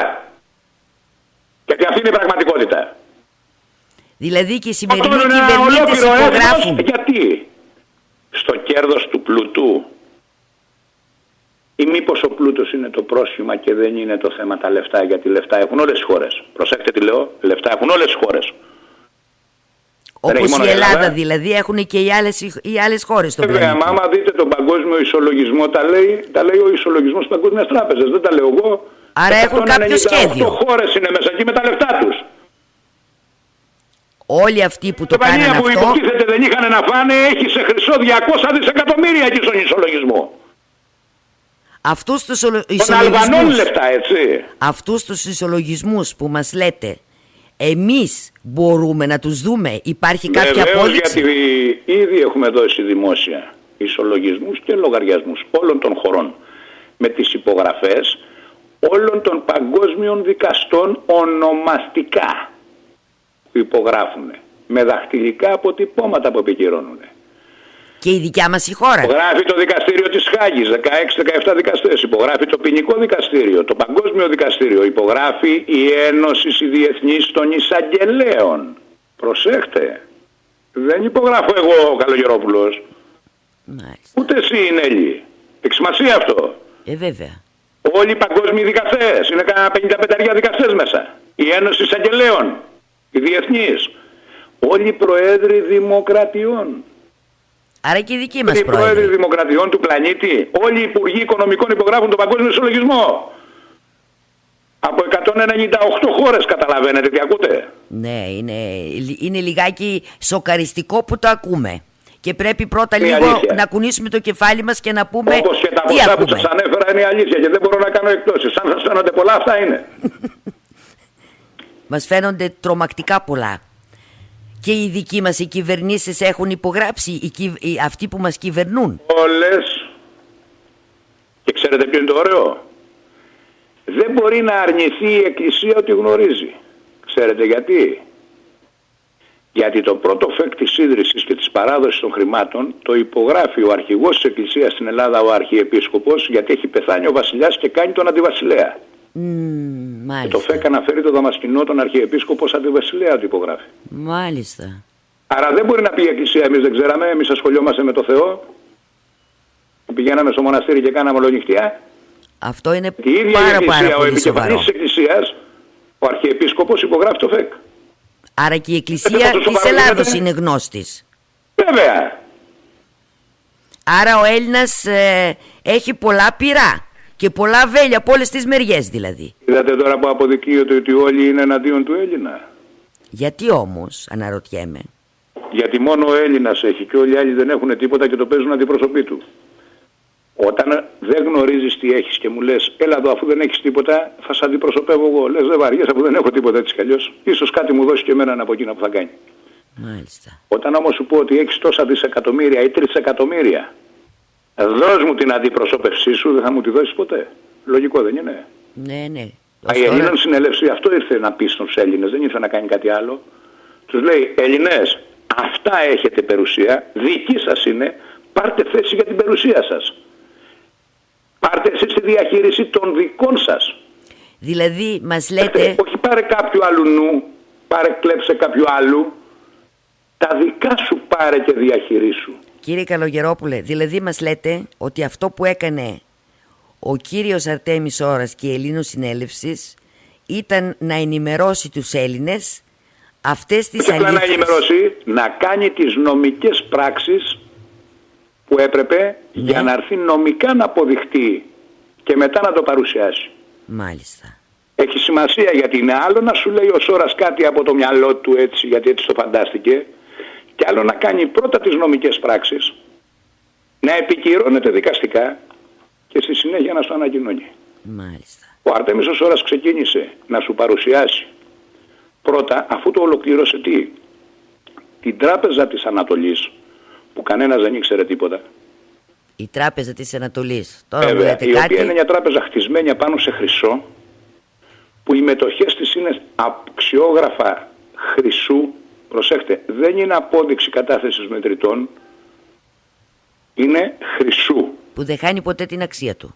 Άρα η μετοχή που είναι απόδειξη κατάθεσης χρυσού δεν μπορεί να χάσει την αξία της. Αυτό κύριε Καλογερόπουλε, η Τράπεζα της Ανατολής με τα παγκόσμια χρήματα... Αυτή είναι η μετοχή της Ανατολής. Να κάνω μια ερώτηση. 30, 50, 100 χρόνια δεν ισχύει ότι παρέδωσε ένα κιλό μέταλλο? Δεν γίνεται να μην ισχύει. Κάπου πήγε αυτό το μέταλλο. Κάποιος το έχει. Να σας διακόψω λίγο και να κάνω μια ερώτηση. Εδώ μας λέτε, αν κατάλαβα καλά, για δύο διαφορετικές περιπτώσεις.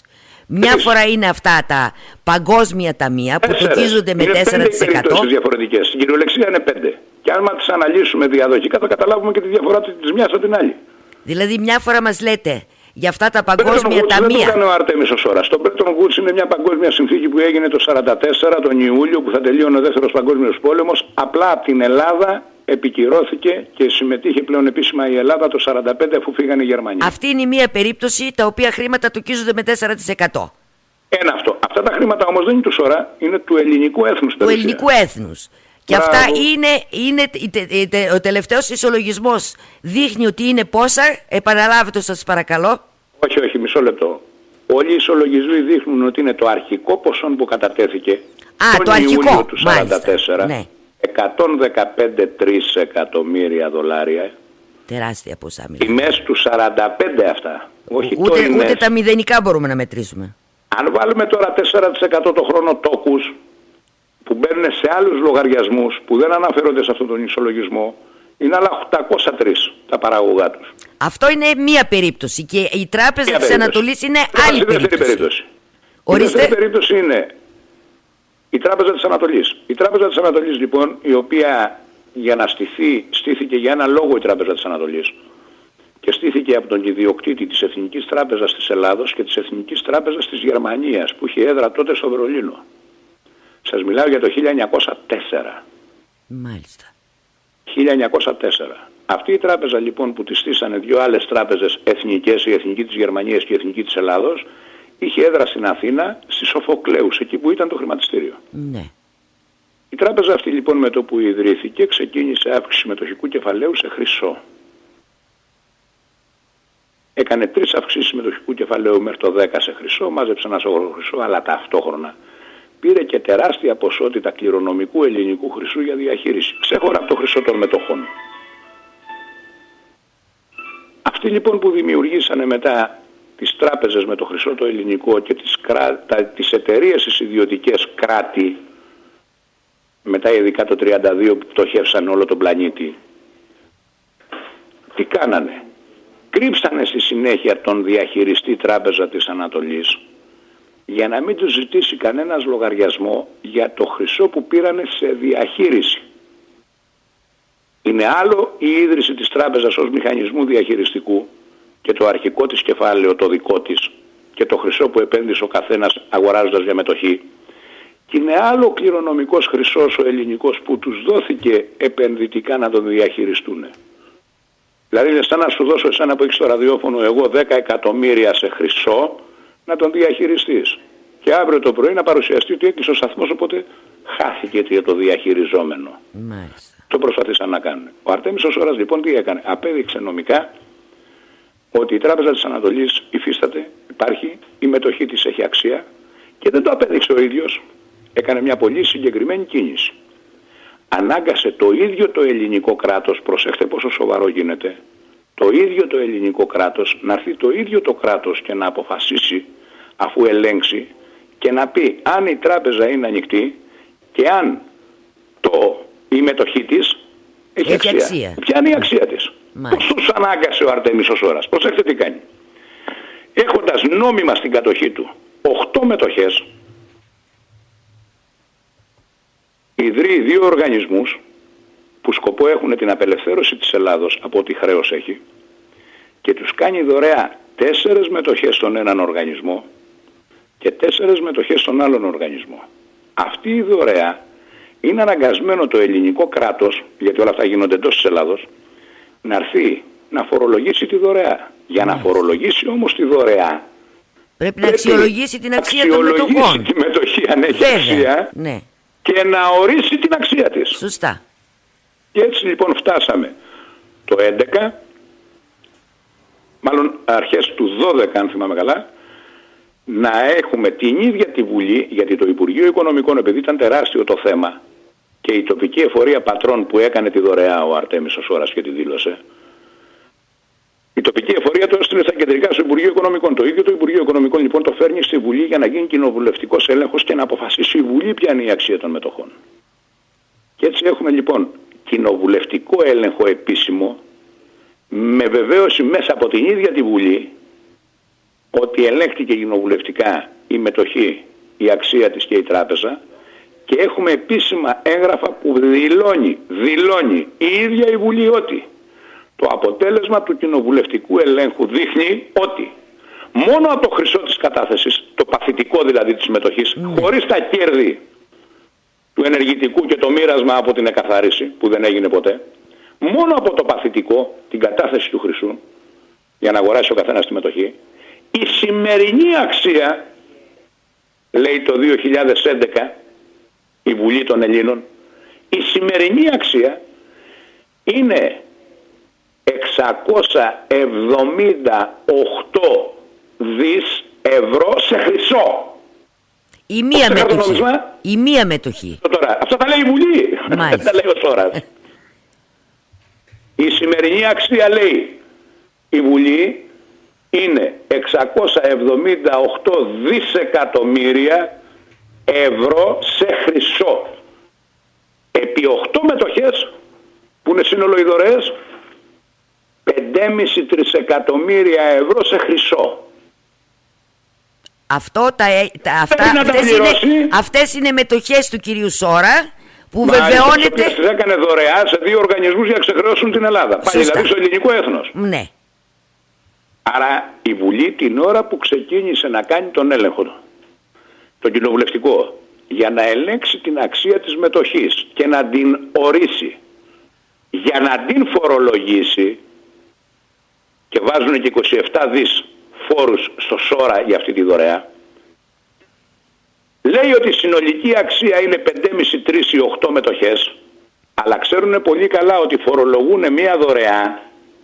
Προσέξτε τώρα να δείτε πόσο κρέμασμα θέλουν όλοι. Φορολογούν μία δωρεά που σκοπός της δωρεάς είναι να ξεχρεωθεί η Ελλάδα. Ενώ η ίδια η Βουλή λέει ότι κάνουν 5,5-3 εκατομμύρια, μετά από ένα μήνα, αν δείτε τις ημερομηνίες του κοινοβουλευτικού ελέγχου και της απάντησης του Υπουργού του Σαχινίδη τότε, του Οικονομικών, ναι, στο βουλευτή Καστοριά, στο Τζικαλάγια, που ρωτάει επίσημα μέσα στη Βουλή και του λέει ότι η μετοχή κάθε μία κάνει 678 δισεκατομμύρια ευρώ σε χρυσό σήμερα και οι 8 μετοχές κάνουν 5,5-3. Αν δείτε ημερολογιακά πότε δίνει την απάντηση αυτή ο Υπουργός Οικονομικών, ακριβώς μετά από ένα μήνα υπογράφει ο Παπαδήμος, τον έχουν κάνει τότε πρωθυπουργό, ναι, το δεύτερο μνημόνιο. Ενώ είχε τη δυνατότητα να ξεχρεωθεί η Ελλάδα. Αμέσως, ακαριέως. Αφού και αυτό γίνεται δωρεά. Αυτό ελέγχουν και αυτό φορολογούν. Μάλιστα. Και γυρίζουν τώρα οι βλάκες οι δημοσιογράφοι να μας πούνε τι, ότι πουλάνε 15 ευρώ στο μοναστηράκι τη φωτοτυπία και ακριβά τι πουλάνε για φωτοτυπία. καταλαβαίνετε πόσο σοβαρά γίνονται τα πράγματα. Ναι. Βέβαια, Κοινοβουλευτικό έλεγχο, φορολογεί, πιστοποιεί, με έλεγχο της η ίδια η Βουλή. 5,5 τρισεκατομμύρια αξία σε χρυσό. Και αντί να πάρουν επιτόπου και να τα δώσουν στον οργανισμό διαχείρισης δημοσίου χρέους και να ντύσουν από τους λογαριασμούς, γιατί αυτό κάνει ο οργανισμός, γι' αυτό σας ξεκίνησα από τον οργανισμό δημοσίου χρέους διαχείρισης, ακαριέως μπορούσε να ρευστοποιήσει τις μετοχές στο σύστημά του το διακρατικό και να πληρώσει το χρέος, όποιο χρέος και αν λένε ότι έχει η Ελλάδα. Και να μην μπει καθόλου η Ελλάδα στο μνημόνιο. Ευχαριστώ πολύ. Ακριβώς αυτό. Αν δεν είναι προδότες και 300, τι είναι? Άγγελοι. Άγιοι, να τους ανακηρύξουμε Αγίους. Τους βάλουμε και πάνω από το Στέφανο. Βέβαια εδώ τώρα, μια που λέμε για τους δημοσιογράφους.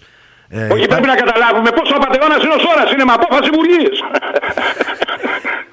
Κοιτάξτε, το καταλαβαίνετε πόσο σοβαρό γίνεται το θέμα. Αυτό το φόρο που επιβάλλανε στον κύριο Σόρα γιατί έκανε αυτή τη δωρεά, η εφορία τον κράτησε το φόρο, τον πήρε? Όχι. Πόσο ήταν ο φόρος, επαναλάβετε σας παρακαλώ το φόρο. Η εφορία δεν ακουμπάει να εισπράξει το φόρο και έφτασε ο Αρτέμις ο Σόρας να κάνει μήνυση και στο ΣΔΟΕ να τον συλλάβει για να πάρει το φόρο. Και απαντάει επίσημα το ΣΔΟΕ ότι εμείς δεν έχουμε καμία δικαιοδοσία να σε συλλάβουμε γιατί χρωστάς φόρους. Άρα κάθε Έλληνας που με ακούει όπου και αν βρίσκεται, μόλις ακούσει ότι τον εκβιάζουν με το ΣΔΟΕ, πλακώστε τους με τα φιλιάρια. Δηλαδή εδώ κάποιος χρωστάει 100 ευρώ και το κάνουν κατάσταση. Τώρα για να τον συλλάβει, απαντάει επίσημα ο αρχηγός του ΣΔΟΕ και λέει δεν είναι αρμοδιότητά μας να σας συλλάβουμε για να εισπράξουμε τους φόρους. Αυτό είναι επίσημα από το ΣΔΟΕ, έτσι. Ναι. Δεν είναι δικό μου. Ναι. Καλά, αυτό τώρα είναι εξωφρεντικό, είναι τρελό. Παγκόσμια πρωτοτυπία αυτό, έτσι. Είναι τρελό. Βέβαια εδώ τώρα που λέμε για τους... Μπαίνουμε στη σφαίρα του απίστευτου, δηλαδή και ο κόσμος δεν μπορεί να τα κατανοήσει που τα ακούει έτσι εύκολα. Σου λέει δεν είναι δυνατόν ρε παιδιά αυτά, αλήθεια και οι άλλοι να μην μιλάνε. Ναι. Εδώ πρόκειται για ένα σχέδιο το οποίο υλοποιείται, ο Έλληνας γενοκτονείται. Είναι σχέδιο στρατηγικό και στόχος η γενοκτονία των Ελλήνων και αυτό εξελίσσεται συνέχεια. Και φαίνεται κιόλας δεν ότι... είναι τυχαία όλα αυτά. Αφού λοιπόν δεν παίρνουν τις μετοχές, δεν εισπράττουν και τους φόρους, ενώ τότε μας είχαν πρίξει τα σηκώτια, αν θυμόσαστε από τηλεοράσεως, η Ελλάδα δεν έχει λεφτά, δεν θα έχουμε βενζίνα, δεν θα και έχουμε φάρμακα. Και ο Έλληνας είναι φοροδιαφυγάς, δεν πληρώνει τους φόρους του, είναι τεμπέλης. Και να κάνουν λίγο έχουν 5,5-3 έτοιμα διαθέσιμα να πληρώσουν τα πάντα και να τελειώσει κάθε πρόβλημα του ελληνισμού. Αυτοί δεν το κάνουν. Οπότε ο Αρτέμις ο Σόρας τι κάνει? Έχει κάνει τη δωρεά, δεν την ακουμπάνε. Τους φέρνει άλλο οικονομικό εργαλείο. Τελείως διαφορετικό. Έξω από την Τράπεζα της Ανατολής. Γιατί κάποιοι μπερδεύουν τα 600 δις με την Τράπεζα της Ανατολής. Που δεν έχει καμία. Είναι άλλο τα 600. Είναι οι προσωπικές του μετοχές. Ακριβώς. Δική του προσωπική περιουσία. Άλλο τον άπιον που είμαι εγώ. Συγγνώμη και ένα λεπτό κύριε Καλογερόπουλο. Αυτή είναι η δική του προσωπική περιουσία, την οποία δωρίζει ένα μέρος της δικής του περιουσίας από αυτές τις μετοχές της Ανατολής, της Τράπεζας της Ανατολής. Για να ξεχρεωθεί το ελληνικό χρέος. Για να ξεχρεωθεί το ελληνικό χρέος και ο Έλληνας πολίτης. Και δεν τα ακουμπούν. Παρόλο που του βάζουν να πληρώσει φόρο για τις δωρεές αυτές. Μα εκεί την πατήσανε οι ίδιοι. Αποδείξανε μόνοι τους και στον τελευταίο ανίδεο ότι είναι πραγματικότητα ο Σόρας και οι μετοχές της Ανατολής, ότι έχουν αξία γιατί τις φορολογήσανε. Βέβαια, πώς θα φορολογήσεις ένα αν δεν τις είχαν φορολογήσει και λέγανε δεν έχουν αξία, δεν θα μπορούσαμε να επικαλεστούμε κάτι. Λένε ότι έχουν αξία και τις φορολογούν οι ίδιοι με 27 δις. Και γιατί μόνο 27 δις στα 5,5-3 θα σας εξηγήσω. Όταν κάνεις φόρο δωρεάς σε μη κερδοσκοπικό οργανισμό που σκοπό έχει την κοινή ωφέλεια, το κοινό όφελος, ο φόρος δωρεάς είναι 0,5%. Οπότε στα 5,5 περίπου είναι 5 τρισεκατομμύρια, αν θυμάμαι καλά 417 δις οι 8 μετοχές, με 0,5% είναι 27 δις 180 εκατομμύρια ευρώ ο φόρος που έχουν βάλει στο Σόρα. Και μόνο ο φόρος, αν παίρναν το φόρο, θα ξεπλήρωνε την Ελλάδα. Ακριβώς. Και αυτή τη στιγμή αρνούνται να το πάρουν. Όχι μόνο αυτή τη στιγμή, δηλαδή 5 χρόνια. Βέβαια, θα ήθελα να τονίσω αυτό το σημείο, ότι φαίνεται ότι η επίθεση από τα μέσα μαζικής ενημέρωσης είναι και καθοδηγούμενη από το εξωτερικό. Γιατί εδώ έχουμε και στη Γερμανία το Spiegel, είναι περιοδικό ειδήσεων. Αφού η Γερμανία είναι ιδιωτική εταιρεία με υπαλλήλους τους Γερμανούς, το Spiegel τι είναι? Ακριβώς. Εδώ είναι του ιδιοκτήτη της εταιρείας Γερμανίας. Αφού η εταιρεία Γερμανία, ο ιδιοκτήτης της, την έφτιαξε την εταιρεία Γερμανία με τον κλεμμένο χρυσό τον ελληνικό από την Τράπεζα της Ανατολής. Εμείς ξέρουμε ακριβώς τι έχει γίνει και έχουμε όλα τα αποδεικτικά στοιχεία με τη σειρά που έχει πάει ο χρυσός και που έχει επενδυθεί. Γι' αυτό λέμε ότι μέσα από την Τράπεζα Ανατολής και το δικό μας χρυσό που διαχειρίζεται τον κληρονομικό, ό,τι παρήχθηκε, ό,τι έφτιαξαν με τον κληρονομικό χρυσό, ανήκει στους κληρονόμους του χρυσού, όχι στους διαχειριστές. Έχει τιμή να κάνουμε ταμείο. Κάνοντας ταμείο θα μας αφήσουν τα κλειδιά και θα εξαφανιστούν. Κατά αυτόν τον τρόπο είναι που θα ελευθερωθεί ο άνθρωπος σε όλο τον πλανήτη Γη. Αυτό θέλουμε να μας το πείτε και να μας το εξηγήσετε ακριβώς τώρα. Θα μπούμε σε αυτό το σημείο μετά. Είναι τεράστια ανάλυση. Καλύτερα να πάμε στο επόμενο οικονομικό εργαλείο που είναι τα 600 δις δολάρια και όχι ευρώ. Πριν πάμε στο επόμενο εργαλείο, ας πάμε σε ένα μουσικό διαλυματάκι. Λίγο αυτά που ακούσαμε να τα καταπιούμε, να τα εμπεδώσουμε. Ναι, και να συνεχίσουμε. Για να μην παραφορτωθούμε με πολλές πληροφορίες. Είναι πολύ σοβαρά πράγματα, Χρήστο και Νέλη, και είναι δύσκολο να τα κατανοήσει με την πρώτη.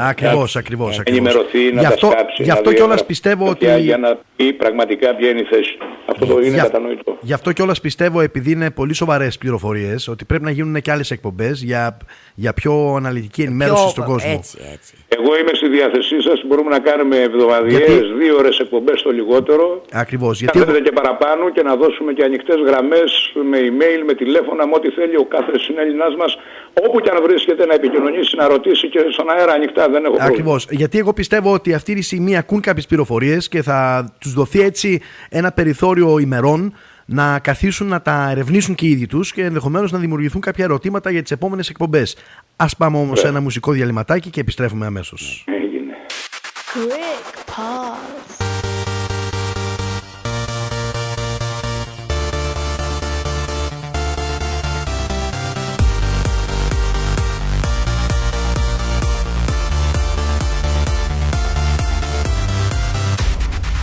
Ακούτε Greek Pulse. Επιστρέψαμε πάλι στο στούντιο, εδώ πέρα στο Greek Pulse. Έχουμε μια ερώτηση από μια ακροάτρια, η οποία ρωτάει γιατί πηγαίνει μόνο ο κύριος Ώρας στα βρωμοκάναλα και μαυρίζει έτσι και τον εαυτό του, και δεν πηγαίνουν και άνθρωποι σαν και εσένα, για παράδειγμα. Ο κύριος Ώρας δεν πηγαίνει στα βρωμοκάναλα. Απέναντίας έχει πολλές ενοχλήσεις καθημερινά από όλα τα κανάλια για να του πάρουν συνέντευξη, και 2 φορές που έχει δεχτεί να δώσει συνέντευξη είναι στο γραφείο του. Δεν πήγε σε κανένα κανάλι. Όσον αφορά εμένα, που ρωτάτε για μένα, θεωρώ, επειδή με έχουν καλέσει και έχουν προσπαθήσει να με βγάλουν και εμένα διάφορα κανάλια και ραδιόφωνα, το έχω αποφύγει εγώ. Ήθελα να εξελιχθεί όλο αυτό. Γιατί την ώρα που θα βγω δεν μπορεί κάποιος να αντιμετωπίσει την αλήθεια και τα έγγραφα, και εκεί θα είναι σάρωμα. Το να προσπαθούσα εγώ στην αρχή να βγω να υπερασπιστώ ότι πίνουμε αίμα ή ότι απαγάγουμε παιδιά που λέγανε. Αυτό είναι γελία πράγματα δηλαδή. Δεν μπαίνεις σε αυτό. Κατεβαίνεις δηλαδή σε ένα πολύ άσχημο επίπεδο να αντιμετωπίσεις βλακίες. Δεν έχει λογική. Βέβαια, σε αυτό το σημείο θα βάλω και εγώ λίγο την κοινή λογική να σκεφτεί, και λέω τώρα. Αν ήταν αυτά όλα απατωνίες, αν όντως πίνατε αίμα και αν όλα αυτά είναι ψέματα, δεν θα βρισκόταν όλο το επιτελείο στη φυλακή? Αυτό είναι το λιγότερο. Θεωρώ όμως ότι μας κάνανε μεγάλο καλό, γιατί δημιουργήσανε ενδιαφέρον για τη σοβαρή του κάθε ενός Έλληνα και Ελληνίδα στο μυαλό να αρχίσει να ψάχνει να δει πραγματικά παίζει με τον Αρτέμι το Σόρα και με την Ελλήνων Συνέλευση. Αυτό ήταν και η αιτία όλης αυτής της φασαρίας που έγινε μέσα μαζικής ενημέρωσης της Ελλάδος, το να αποφασίσουμε εμείς να σας καλέσουμε και να ακούσουμε αυτά όλα που μας είπατε, τα τρομερά νέα. Γιατί είναι πάρα πολύ σοβαρά. Τα πράγματα, θα δούμε πραγματικά τι λένε τα επίσημα χαρτιά. Εγώ τώρα όμως... Με τις γελίες αυτές και τις ψευδείς κατηγορίες χάνεις το θέμα, δεν θα μπορείς να αναπτύξεις αυτό που πραγματικά πρέπει να εισπράξει για να καταλάβει ο κάθε Έλληνας ποιος είναι. Κύριε Καλογερόπουλε, επειδή δεν έχουμε πολύ περιθώριο, χρονικό περιθώριο, σε λίγο... Αυτός ο χρόνος πάντα ελλειπής, Ναι. είναι, Νέλη μου. Θέλω να παρακαλέσω, επειδή αυτές οι πληροφορίες θα έχουμε τη δυνατότητα και σε μια επόμενη εκπομπή να τις αναλύσουμε, θέλω να μας πείτε το διατάφτα τώρα τι μπορούμε να κάνουμε εμείς οι Έλληνες. Έτσι Θα το πω όσο μπορώ πιο απλά για να Ναι. γίνει απλά κατανοητό και θα το αναπτύξουμε περισσότερο με λεπτομέρειες στην επόμενη εκπομπή. Ωραία λοιπόν. Εδώ πείτε μας. Ο Αρτέμις ο Σόρας και οι συνεργάτες του δόμησαν μια στρατηγική συγκεκριμένη, έχοντας τη δυνατότητα ενός τεράστιου κομματιού του ελληνικού πλούτου. Έφτιαξαν λοιπόν μια στρατηγική η οποία να μπορέσει ο κάθε Έλληνας να αξιοποιήσει τον πλούτο του νόμιμα, να αναγνωρίσουν όλοι στον πλανήτη οι μηχανισμοί, οι ελεκτικοί και οι θεσμοί, όπως είναι η Παγκόσμια Τράπεζα, όπως είναι η Ευρωπαϊκή Ένωση, όπως είναι το ΔΝΤ, όπως είναι ο ΙΕ, στον Έλληνα το δικαίωμα να χρησιμοποιήσει τον πλούτο του και αυτό να γίνει με πολύ σωστό στρατηγικά τρόπο που και να φτάσει πραγματικά ο πλούτος στα χέρια των Ελλήνων και να μπορούν οι Έλληνες να διαχειριστούν τον πλούτο τους και να τον κρατήσουν, να μην τους τον ξαναπάρουν. Έτσι λοιπόν, αφού τα καλά παιδιά και αυτά που κυβερνάνε την Ελλάδα και την παραδώσανε και όλοι αυτοί οι καλοί άνθρωποι που υποτίθεται δανείζουν την Ελλάδα, αυτοί είναι πλούσιοι, οι Έλληνες είναι φτωχοί. Ναι, έτσι. Ενώ έτσι βλέπετε μάθαμε. πόσο πλούτο έχουν οι Έλληνες τώρα. Ναι. Ο Αρτέμις ο Σόρας στρατηγικά δόμησε το εξής συγκεκριμένο σχέδιο. Να φτάσει σε κάθε Έλληνα, όπου και αν βρίσκεται, είτε μέσα στην Ελλάδα είτε έξω από την Ελλάδα, η δυνατότητα πραγματικά να διαχειριστεί τα δικά του και να ξεφύγει από τη μιζέρια και την καταδυνάστευση των όποιων δανειστών και κέντρων εξουσίας που λιμένονται την Ελλάδα. Αυτό επιτεύχθηκε πώς? Ζητώντας από τους Έλληνες δημάρχους που είναι κυρίαρχοι κρατικοί φορείς, κρατικής κυρίαρχης εξουσίας, προσέχτε αυτά που λέω είναι πολύ σοβαρά, οι Έλληνες δήμαρχοι όσοι έχουν αναγνωριστεί από το Ελληνικό Σύνταγμα, από τις διεθνείς συνθήκες και από την Ευρωπαϊκή Συνθήκη, είναι φορείς κρατικής κυρίαρχης εξουσίας. Ούτε και αυτό το γνωρίζουμε εμείς οι Έλληνες. Αυτό το λέει και το Ελληνικό Σύνταγμα, το λέει ο νόμος 1850 του 1989, το λέει ο 3852 του 2010 και πάει λέγοντας. Σας είπα, ό,τι σας λέω θα είναι μέσα από την νομοθεσία και τα επίσημα φεκ της κυβέρνησης του κράτους και όχι δικές μου φαντασιώσεις ή αποκοιήματα του μυαλού μου. Έτσι λοιπόν ζητήθηκε από Έλληνες δημάρχους να δώσουν αυτή την εντολή να δομηθεί χρηματοδότηση, προσέχτε τι λέω, να δομηθεί χρηματοδότηση απευθείας από τα κληρονομικά κεφάλαια των Ελλήνων αυτοχθόνων κυριάρχων ηθαγενών και να δημιουργηθεί ένα τεράστιο αναπτυξιακό πρόγραμμα το οποίο να το υλοποιήσουν οι ίδιοι οι ιδιοκτήτες, οι κληρονόμοι, οι κυρίαρχοι αυτόχθονες και τελικοί δικαιούχοι του πλούτου, των χρημάτων. Άρα αυτό τι σημαίνει? Από την ώρα που οι δήμαρχοι δώσανε την εντολή στον Αρτέμι το Σόρα να πάει στα παγκόσμια ταμεία και να πάρει από τον ελληνικό κληρονομικό πλούτο, γιατί δεν μπορούσαν να του δώσουν εντολή να πάει σε ξένης χώρας τα λεφτά, στα ελληνικά λεφτά έχουν δικαιοδοσία οι Έλληνες δημάρχοι. Σωστά. Να δώσουν εντολή. Στον Αρτέμι το Σόρα λοιπόν, δίνοντας του εντολή να πάει στα ελληνικά κληρονομικά λεφτά να δομήσει αναπτυξιακό πρόγραμμα με δικά του έξοδα, με δική του ευθύνη, με δικές του εγγυήσεις, με δικές του μελέτες και να φέρει χρήματα στους Έλληνες για να υλοποιήσουν οι ίδιοι οι κληρονόμοι και τελικοί δικαιούχοι των κληρονομικών χρημάτων το αναπτυξιακό πρόγραμμα, αυτομάτως δοθήκανε δύο τεράστιες δυνατότητες στους Έλληνες. Ποιες? Πρώτον, να αποδειχτεί ότι έχουν τεράστιο κληρονομικό πλούτο που καλώς ή κακώς τους τον κρύβανε, και δεύτερον να τους αναγνωριστεί το δικαίωμα να εργαστούν οι ίδιοι πάνω στον πλούτο και να δημιουργήσουν ό,τι υποδομές θέλουν και να υλοποιήσουν ένα τεράστιο αναπτυξιακό πρόγραμμα. Οι ίδιοι τελικοί δικαιούχοι των χρημάτων.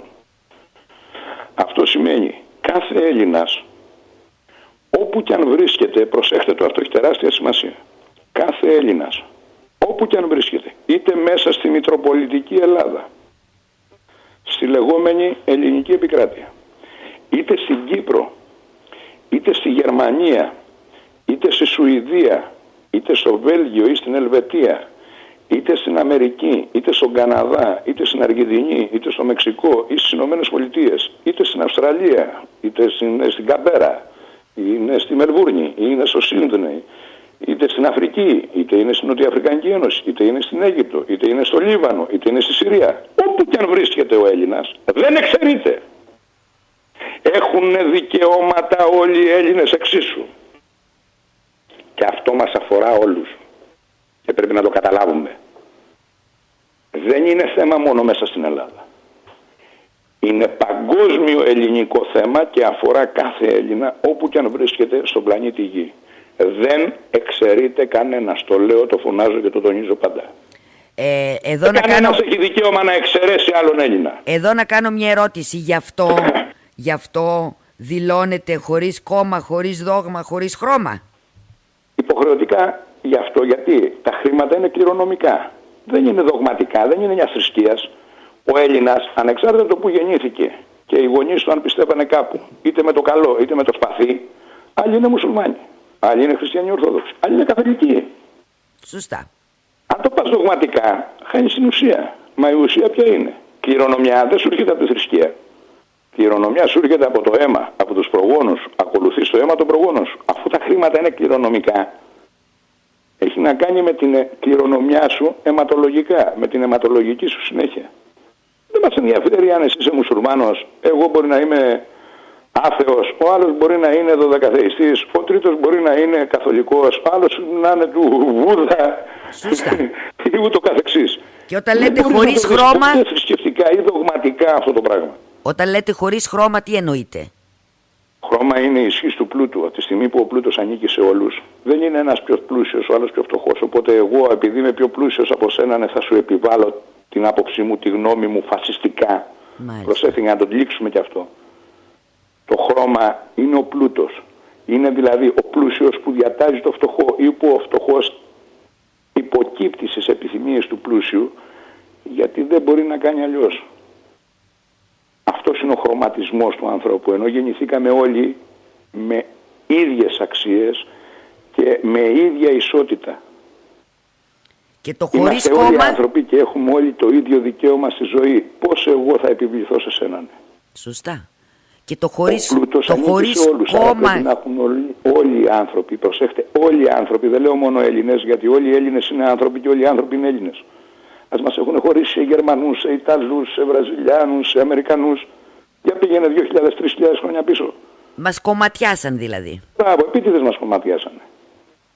Όλοι οι άνθρωποι λοιπόν έχουν δικαίωμα στη ζωή και όλοι οι άνθρωποι πρέπει να απολαύσουν τον πλούτο τους και να έχουν όλη αυθονία. Γι' αυτό το τονίζω και το ξαναλέω. Δεν εξαιρείται κανένας και δεν είναι το θέμα πολιτικό ή κομματικό. Δεν μας ενδιαφέρει τι ιδεολογία έχεις. Πάρε να διαχειριστείς τον πλούτο σου και φάτον όπως θέλεις. Φάτον δεξιά, φάτον αριστερά, φάτον σοσιαλιστικά. Δεν μας ενδιαφέρει. Πάρε εσύ όμως τον πλούτο σου να τον διαχειριστείς γιατί είναι δικό σου. Εμείς άρα, σαν Έλληνες τι μπορούμε να κάνουμε? Όπου και να βρίσκεσαι στον πλανήτη, έχεις τα ίδια δικαιώματα με όλους. Άρα δεν μπορεί να εξαιρεθεί κανείς, το τονίζω. Πρέπει όμως όλο αυτό να γίνει συντεταγμένα και με κανόνες.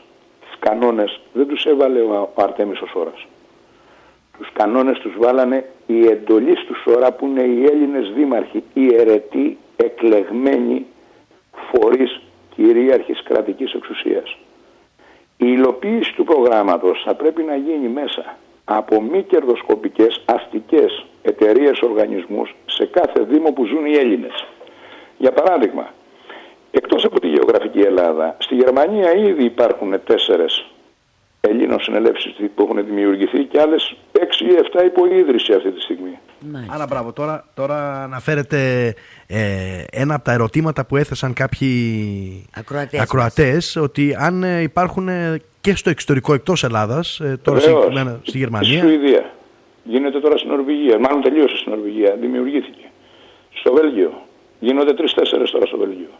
Υπάρχει στην Ελβετία, είναι 4 και 6-7 ακόμα, θα φτάσουν 11 αμέσως στη Γερμανία. Παντού σε όλο τον πλανήτη, στην Αμερική, στην Αυστραλία. Δεν υπάρχει, παιδιά, πρέπει να το καταλάβουμε όλοι, είναι απλά τα πράγματα. Είσαι Ελληνάς. Όπου και να κατοικείς, δεν χρειάζεται να μετικήσεις να πας κάπου άλλο να κατοικήσεις. Όπου και αν είσαι, απλά δηλώνεις τον ελληνισμό σου, δεν χρειάζεται κάτι άλλο.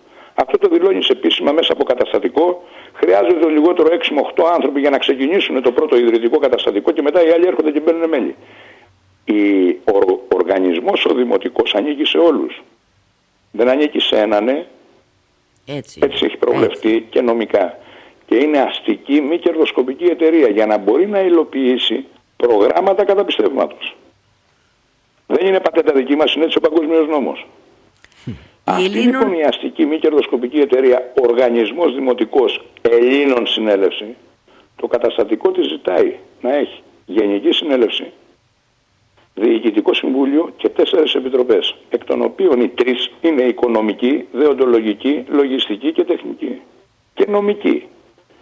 Άρα έχει όλα τα εχέγγυα να μπορεί να δεοντολογικά να αποφασίσει τι ανάγκες έχει ο Έλληνας όπου και αν βρίσκεται, να το επεξεργαστεί, να το κάνει αναπτυξιακό πρόγραμμα, να το ορίσει και να το χαρακτηρίσει και να πάρει από το θεματοφύλακα τα χρήματα να εκτελέσει το έργο το οποίο θα έχει χαρακτηρίσει η ίδια η ΕΣΥ και θα γίνει ανάδοχος του έργου. Εδώ τώρα θέλω να σας... Ένα λεπτό, κύριε Καλογερόπουλε. Σε κάθε Έλληνα που θα δημιουργήσει την Δημοτική Εταιρεία Οργανισμού Ελλήνων Συνέλευση και θα χαρακτηρίσει έργο, είναι υποχρεωμένος σαν θεματοφύλακας να τους δώσει την ομή. Από την άλλη πλευρά, οι ίδιοι οι Έλληνες τώρα που υλοποιούν ως ανάδοχοι το έργο, ακολουθούν νομικά ό,τι δεσμεύσεις έχουν βάλει οι δήμαρχοι στον θεματοφύλακα. Αυτό μέσα στην νομοθεσία. Ένα λεπτό, δεν μιλάμε κάτι Καλογερόπουλε, μ' ακούτε? Θέλω να κάνω μια ερώτηση. Αυτά που μας λέτε τώρα είναι για κάτι που θα γίνει στο μέλλον. Τώρα, προς το παρόν, στην κατάσταση που βρίσκεται ο Έλληνας, στη δυσχερή κατάσταση που βρίσκεται, τι λύσεις προσφέρει η Ελλήνων Συνέλευση? Η Ελλήνων Συνέλευση προσφέρει το αυτονόητο. Δηλαδή τι? Μέσα στα πλαίσια του αναπτυξιακού προγράμματος έχουν προβλεφτεί και η κάλυψη των Ελλήνων και για λόγους ανθρωπιστικής βοήθειας και για ό,τι τους έχει δημιουργήσει κρίση, ανεξάρτητα που ζουν. Εγώ ζω στον Άφλιον και επειδή δεν είχα να φάω για τη δουλειά μου, έμεινα από δουλειά, αναγκάστηκα να φύγω στο εξωτερικό, παράδειγμα, να πάω να εργαστώ. Δεν σημαίνει ότι επειδή έφυγα τον Άφλιον δεν έχω δικαιώματα.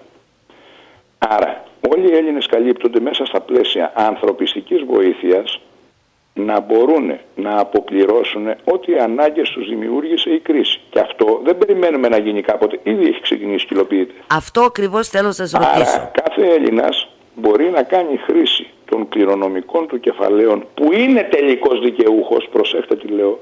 Ό,τι λέω είναι νομικό. Είναι ο κάθε Έλληνας τελικός δικαιούχος και οφείλει και έχει και το δικαίωμα να κάνει χρήση των κληρονομικών του κεφαλαίων που είναι τελικός δικαιούχος για να εξοφλήσει ό,τι χρωστάει στην εφορία, ό,τι χρωστάει στα ασφαλιστικά ταμεία, ό,τι χρωστάει σε τράπεζα, οποιαδήποτε μορφής δανεισμός, αυτοκίνητο, leasing, κάρτα, στεγαστικό δάνειο, δεν έχει σημασία. Κόκκινο, πράσινο, κίτρινο δάνειο, εξυπηρετούμενο, μη εξυπηρετούμενο, από τη στιγμή που έχεις το δικαίωμα να κάνεις χρήση, πληρώνεις από αυτά τα λεφτά. Αυτό σημαίνει... Πληρώνεις από αυτά τα λεφτά. Αυτό σημαίνει... Δεν είναι τα διαγραφή χρέους που λένε έντεχνα κάποιοι και λένε ψέματα. Πληρώνεις από αυτά τα λεφτά. Επίσης μπορείς να πληρώσεις τη ΔΕΗ σου, την ενέργεια δηλαδή, γιατί προβλέπεται μέσα στο πρόγραμμα ανθρωπιστικής βοήθειας. Να πληρώσεις το νερό στο Δήμο, να πληρώσεις τα τέλη στους Δήμους που χρεώνουν. Και μάλιστα μερικοί Δήμοι είναι και υπέρογκα τα τέλη που χρεώνουν. Δηλαδή ξέρω καταστήματα στην περιοχή της Αττικής που πληρώνουν 1,5, 2, 2,5, 3 και 4.000 το μήνα και 5.000 το μήνα μόνο τέλη στο Δήμο. Γιατί τους πάει με την έκταση, με την επιφάνεια. Πάλι ένα λεπτό, κύριε Καλογερόπουλε. Τώρα ήδη έχει ξεκινήσει ένα χρόνο και υλοποιείται να πληρώσει ό,τι χρωστάει. Για διευκρίνηση να το καταλάβουν οι ακροατές μας. Αυτό που μας λέτε τώρα δεν είναι κάτι που θα γίνει στο μέλλον, αλλά κάτι που γίνεται αυτή τη στιγμή. Μα ήδη έχει ξεκινήσει εδώ και 10 μήνες. Ας πούμε ένα παράδειγμα. Εγώ χρωστώ σε μια τράπεζα. Αυτό που γίνεται συνεχόμενα και από τα κομματικά παιδιά και από τους δημοσιογράφους και από κάποιους δικηγόρους που τους βάλανε μπροστά οι ΣΤΟΕΣ, είναι η παραπλάνηση των Ελλήνων για να μην το κάνουν όλοι μαζί με τη μία. Και τους λέει θα μας λιώσουν οι Έλληνες. Κύριε Καλογερόπουλε, μπορείτε να μου απαντήσετε στην εξής ερώτηση. Ναι. Ας υποθέσουμε μια υποθετική ερώτηση και βάζω τον εαυτό μου. Εγώ χρωστάω σε μια τράπεζα 200.000 ευρώ και πρέπει να δίνω 600-700 ευρώ το μήνα δάνειο. Χρωστάω, γιατί ήμουν ελεύθερος επαγγελματίας στην Ελλάδα, χρωστάω και εκεί στην εφορία και τα δίνω με δόσεις. Στο ΤΕΒ ενδεχομένως. Και το ρεύμα μου, γιατί το πετρέλαιο είναι πολύ ακριβό. Αυτά τώρα που του χρωστάω εγώ σαν Έλληνας στην Ελλάδα, έχω τη δυνατότητα να τα εξοφλήσω? Με ποιο τρόπο? Με ένα πολύ απλό και συγκεκριμένο νομικά τρόπο. Προσέξτε. Έχεις το δικαίωμα ως τελικός δικαιούχος να πάρεις χρήματα να εξοφλήσεις. Όσα και είναι αυτά. Δεν υπάρχει περιορισμός. Μπορεί ο ένας να χρωστάει 100.000, ο άλλος να χρωστάει 2 εκατομμύρια. Δεν υπάρχει πρόβλημα. Στα πλαίσια όμως της ανθρωπιστικής βοήθειας πρέπει να σου δώσει κατευθείαν εσέναν την ομή ο θεματοφύλακας και εμένανε που χρωστάμε. Αυτό για να γίνει πρέπει να γίνει με έναν τρόπο νομικό. Και θέλω να δώσουν βάση όλοι όσοι τα ακούνε και όσοι θα ακούσουν το βίντεο.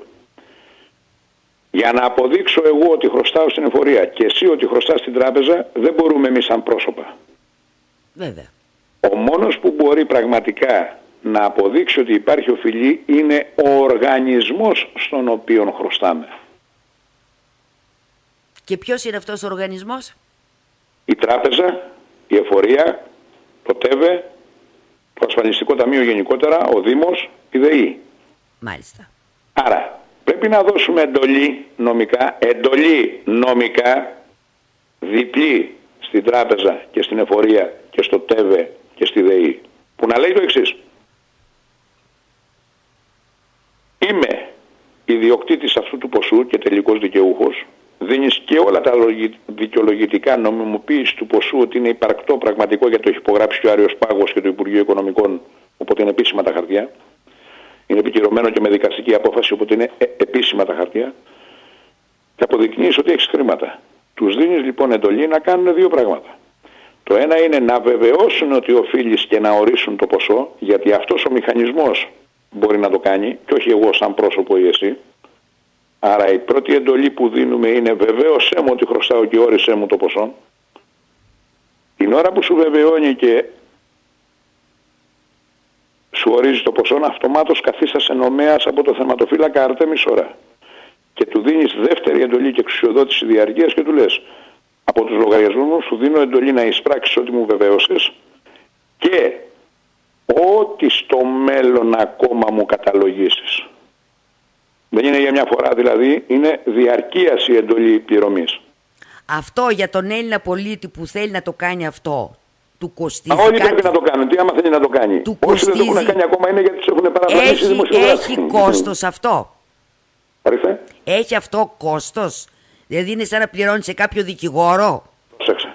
Το κόστος που έχει είναι οι φωτοτυπίες των εγγράφων, γιατί είναι περίπου τις 350.000. Μόνο οι φωτοτυπίες? 350 σελίδες, έτσι. Το κόστος της φωτοτυπίας πόσο είναι? 15-20 ευρώ. Μάλιστα. Αυτό είναι το κόστος. Μάλιστα. Τώρα, αν το πας μόνος σου δεν έχεις άλλο κόστος. Εάν το στείλεις με επιμελητή, θα πληρώσει τον επιμελητή. Εντάξει. Ανάλογα σε ποια υπηρεσία το στέλνεις. Αλλά δεν έχει κάποιο τσεκ να δώσει σε κάποιον δικηγόρο δηλαδή?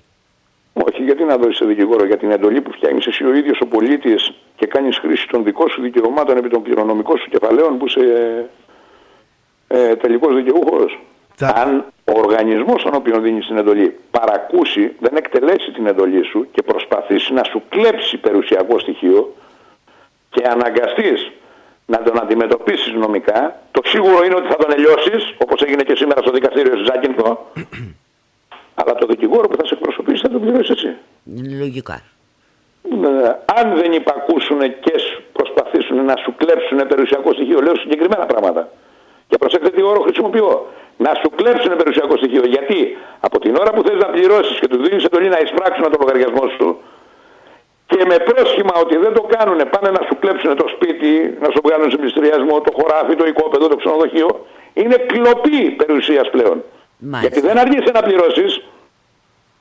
Πρέπει να το καταλάβουμε νομικά. Άλλο δεν έχω να πληρώσω, άλλο αρνούμε να πληρώσω, άλλο έχω και πληρώνω και σου δίνω εντολή να εισπράξεις. Να εκτελέσεις. Εγώ θα θέσω λίγο ένα άλλο ερώτημα. Αν εγώ αποφασίσω να το κάνω αυτό και δεν έχω όμως γνώσεις πώς να γράψω κάτι τέτοιο, υπάρχει μια βοήθεια από το ΕΣΥ? Υπάρχει βοήθεια επικουρική από τα γραφεία που ήδη έχουν δημιουργηθεί, σου δίνουν ένα μπούσουλα και αν θέλεις σε βοηθάνε στο να κατανοήσεις το θέμα και πώς πρέπει να συμπληρώσεις τα χαρτιά σου. Αυτά τα χαρτιά ουσιαστικά είναι τις φωτοτυπίες που είπα ότι είναι το έξοδο του καθενός. Δεν είναι κάτι άλλο. Προκειμένου να πας να πληρώνεις αλλού, να σου γράψουν χαρτιά και αν θα τα γράψουν σωστά, γιατί έχουν παρατηρηθεί και κάποιοι πήραν τα χαρτιά και πήγανε κάποιοι άλλοι να τους τα συμπληρώσουν και να τους τα τροποποιήσουν για να τους βγάλουν εκτός θέματος νομικά, να χάσουν την υπόθεση. Μάλιστα. Έτσι λοιπόν το κάθε γραφείο έχει αυθεντικές φωτοτυπίες οι οποίες έχουν ειδική ανάγλυφη σφραγίδα που δεν παραποιείται. Προσέχτε το αυτό. Μάλιστα. Άρα εσύ που θα αποφασίσεις να κάνεις την εντολή θα την κάνεις με τα σωστά χαρτιά και τις 350 σελίδες και όχι παραποιημένα, ούτε θα μπορεί να σταλάξει ακόμα και ο επιμελητής που τα πάει. Άρα γίνεται ένα πολύ σπουδαίο έργο αυτή τη στιγμή από τον πολιτικό φορέα. Απόλυτα ασφαλές, γιατί παρατηρήσαμε φαινόμενα κάποιοι, ακόμα και τυπογραφία που πήγανε να τυπώσουν, φωτοτυπιάδικα, να αλλάζουν σελίδες. Είναι απίστευτο που σας το λέω, αλλά εμείς το είδαμε στην πράξη. Γι' αυτό και φτάσαμε να κάνουμε ειδικές φωτοτυπίες με ανάγλυφη ξεχωριστή σφραγίδα σε κάθε σελίδα, για να μην παραποιηθεί ξανά σελίδα. Μάλιστα. Λοιπόν, πριν μπούμε στο τελευταίο 5 λεπτό, ας πάμε σε ένα ακόμα μουσικό διάλειμμα. Το αφιερώνω αυτή τη στιγμή σε όλους τους Έλληνες και σε όλους τους ακροατές που μας ακούνε. Χάιδο, τι ακούς? Κίτσομ, το ρωτάς. Greek Pulse. Τζα, επιστροφή. Λοιπόν, να σταθούμε λοιπόν στα πόδια μας, λέει το τραγούδι, και συνεχίζουμε. Δεν έχουμε πολλή ώρα ακόμα στη διάθεσή μας. Κύριε Καλογερόπουλε, πείτε μας σας παρακαλώ, συνεχίστε να μας πείτε τι αυτό δυνατότητες λοιπόν που μπορεί αμέσως Έλληνες να υλοποιηθεί, γιατί έχει ξεκινήσει η υλοποίηση, είναι η εντολή οριστικής εξόφλησης κάθε βάρους και κάθε χρέος προς εφορία, τράπεζα, ασφαλιστικά ταμεία, ΔΕΗ, νερό, δήμους, τέλη, τα πάντα. Από εκεί και πέρα υπάρχει με ένας πολύ σοβαρός τομέας που πρέπει να αναφερθούμε και να γίνει κατανοητό στο μεγαλύτερο δυνατό βαθμό, αν όχι ολοκληρωτικά, και να το αναλύσουμε και στην επόμενη εκπομπή. Πολύ ευχαριστώ. Οι οργανισμοί οι δημοτικοί Ελλήνων Συνέλευση είναι μη κερδοσκοπικές εταιρείες, είναι για το κοινό όφελος. Αυτές οι εταιρείες δεν μπορούν να λάβουν μέρος σε εκλογές. Έτσι λοιπόν, έχοντας ένα τεράστιο πλούτο, ο οποίος είναι 5,5 τρισεκατομμύρια βεβαιωμένα από τη Βουλή με κοινοβουλευτικό έλεγχο, δική μας περιουσία στη διάθεσή μας, 600 δις δολάρια Αμερικής κατατεθειμένα και με απόφαση ελληνικού δικαστηρίου κατοχυρωμένα ότι είναι στο όνομά μας και είναι δικά μας να τα χρησιμοποιήσουμε, και 2 τρισεκατομμύρια 300 δις ευρώ για όλον τον ελληνισμό εντός και εκτός Ελλάδος, που δώσανε εντολή οι δήμαρχοι φορείς κυρίαρχης κρατικής εξουσίας στον Αρτέμιτο Σόρα να δημιουργήσει χρηματοδότηση, να δομήσει χρηματοδότηση από τα κληρονομικά μας λεφτά για να υλοποιηθεί ένα τεράστιο αναπτυξιακό πρόγραμμα. Άρα έχουμε το λιγότερο 8,5 τρισεκατομμύρια περιουσία τώρα στη διάθεσή μας. Ένα τεράστιο, ούτε καν μπορούμε να το συνειδητοποιήσουμε. Μέσα από τους δημοτικούς οργανισμούς, με ψηφίσματα, γιατί όλα αυτά γίνονται με επίσημα ψηφίσματα μέσα από τους οργανισμούς, κάναμε την εξής συγκεκριμένη κίνηση. Δώσαμε εντολή με αποφάσεις μέσα από τους οργανισμούς, τους δημοτικούς, στον Αρτέμιτο Σόρα που μας έφερε τα οικονομικά εργαλεία, να ιδρύσει για λογαριασμό μας, προσέχτε, να ιδρύσει για λογαριασμό μας τον πολιτικό φορέα του ελληνικού έθνους με δική μας διακήρυξη ως Έλληνες κληρονόμοι τεράστιου πλούτου, αλλά κυρίως κυριαρχικών δικαιωμάτων επί όλου του πλανήτη, και με συγκεκριμένο καταστατικό το οποίο υποχρεωτικά πρέπει ο κάθε Έλληνας μέσα από τον κάθε Δήμο να πάρει θέση από το να εκλέξει τον υποψήφιο βουλευτή μέχρι όλη τη διαδικασία που αναφέρεται ρητός στο επικυρωμένο συγκεκριμένο καταστατικό, και έχοντας τα οικονομικά εργαλεία στη διάθεσή μας και στην ιδιοκτησία μας των 8,5-3,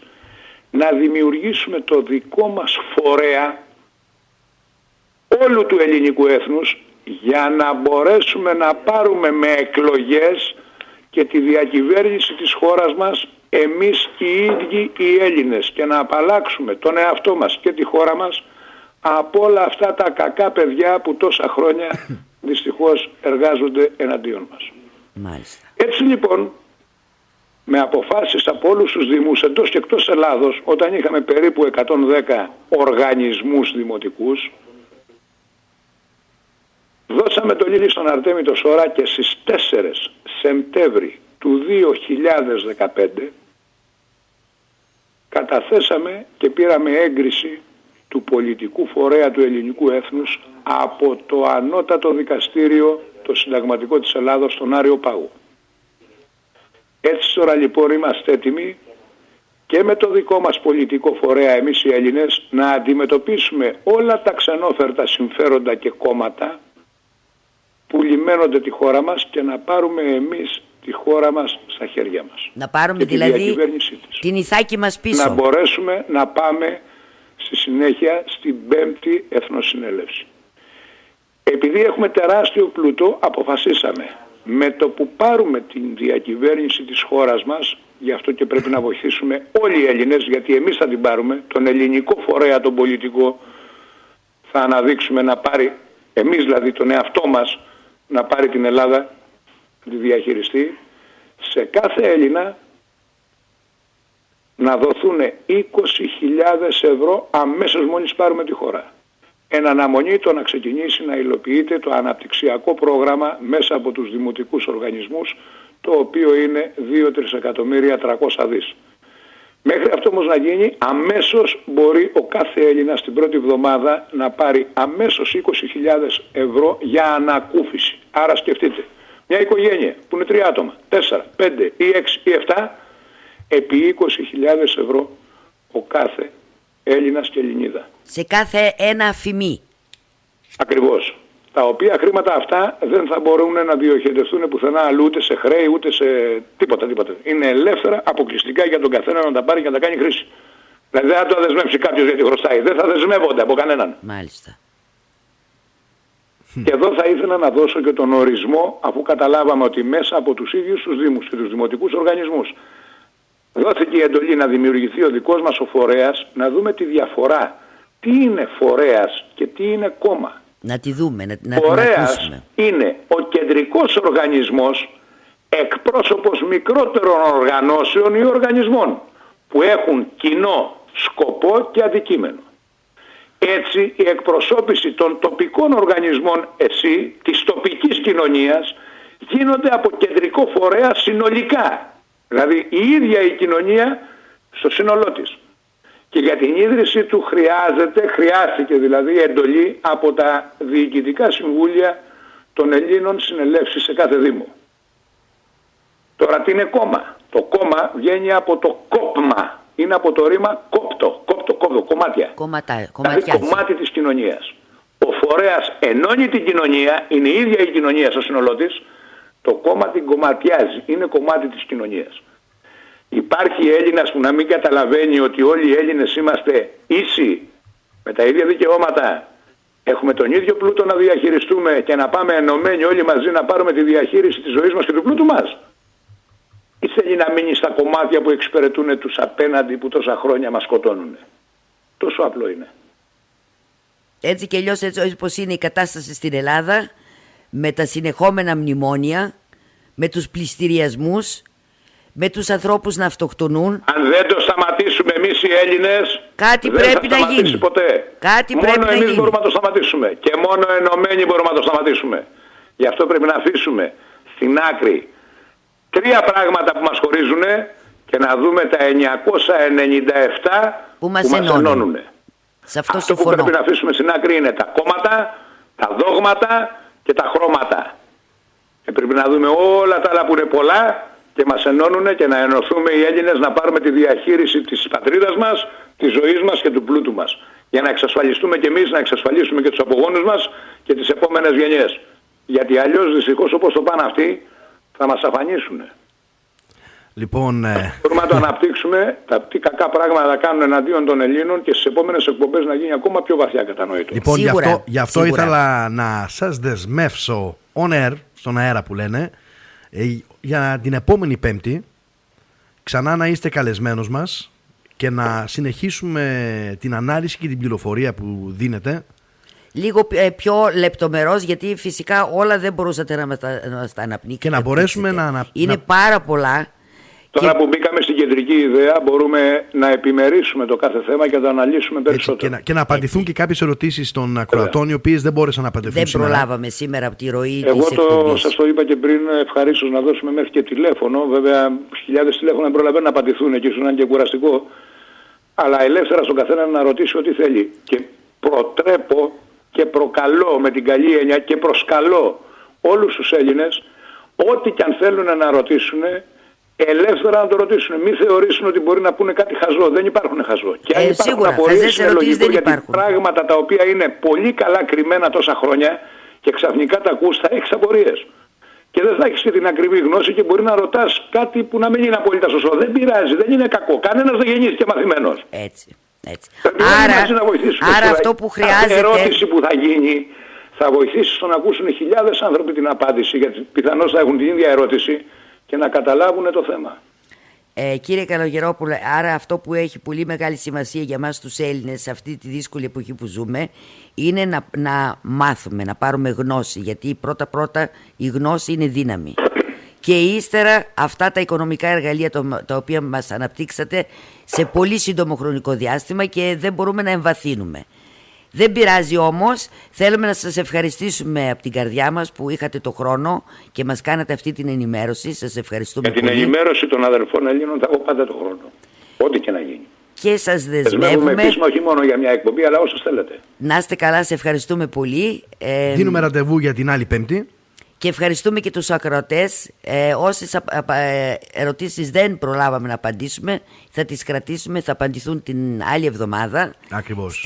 Την ίδια ώρα που θα έχουμε πάλι καλεσμένο τον κύριο Καλογερόπουλο. Συντονιστείτε λοιπόν την άλλη Πέμπτη στις 8 η ώρα Γερμανίας, 9 η ώρα Ελλάδας. Ευχαριστούμε εδώ πολύ. Στο σταθμό μας.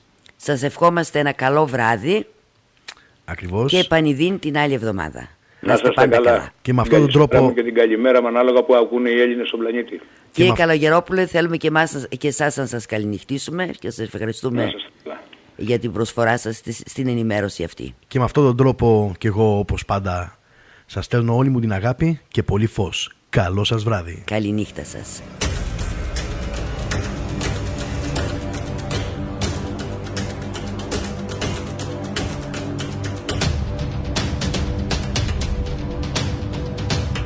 Greek Pulse. Εδώ συγκεντρώνεται όλος ο ελληνικός παλμός.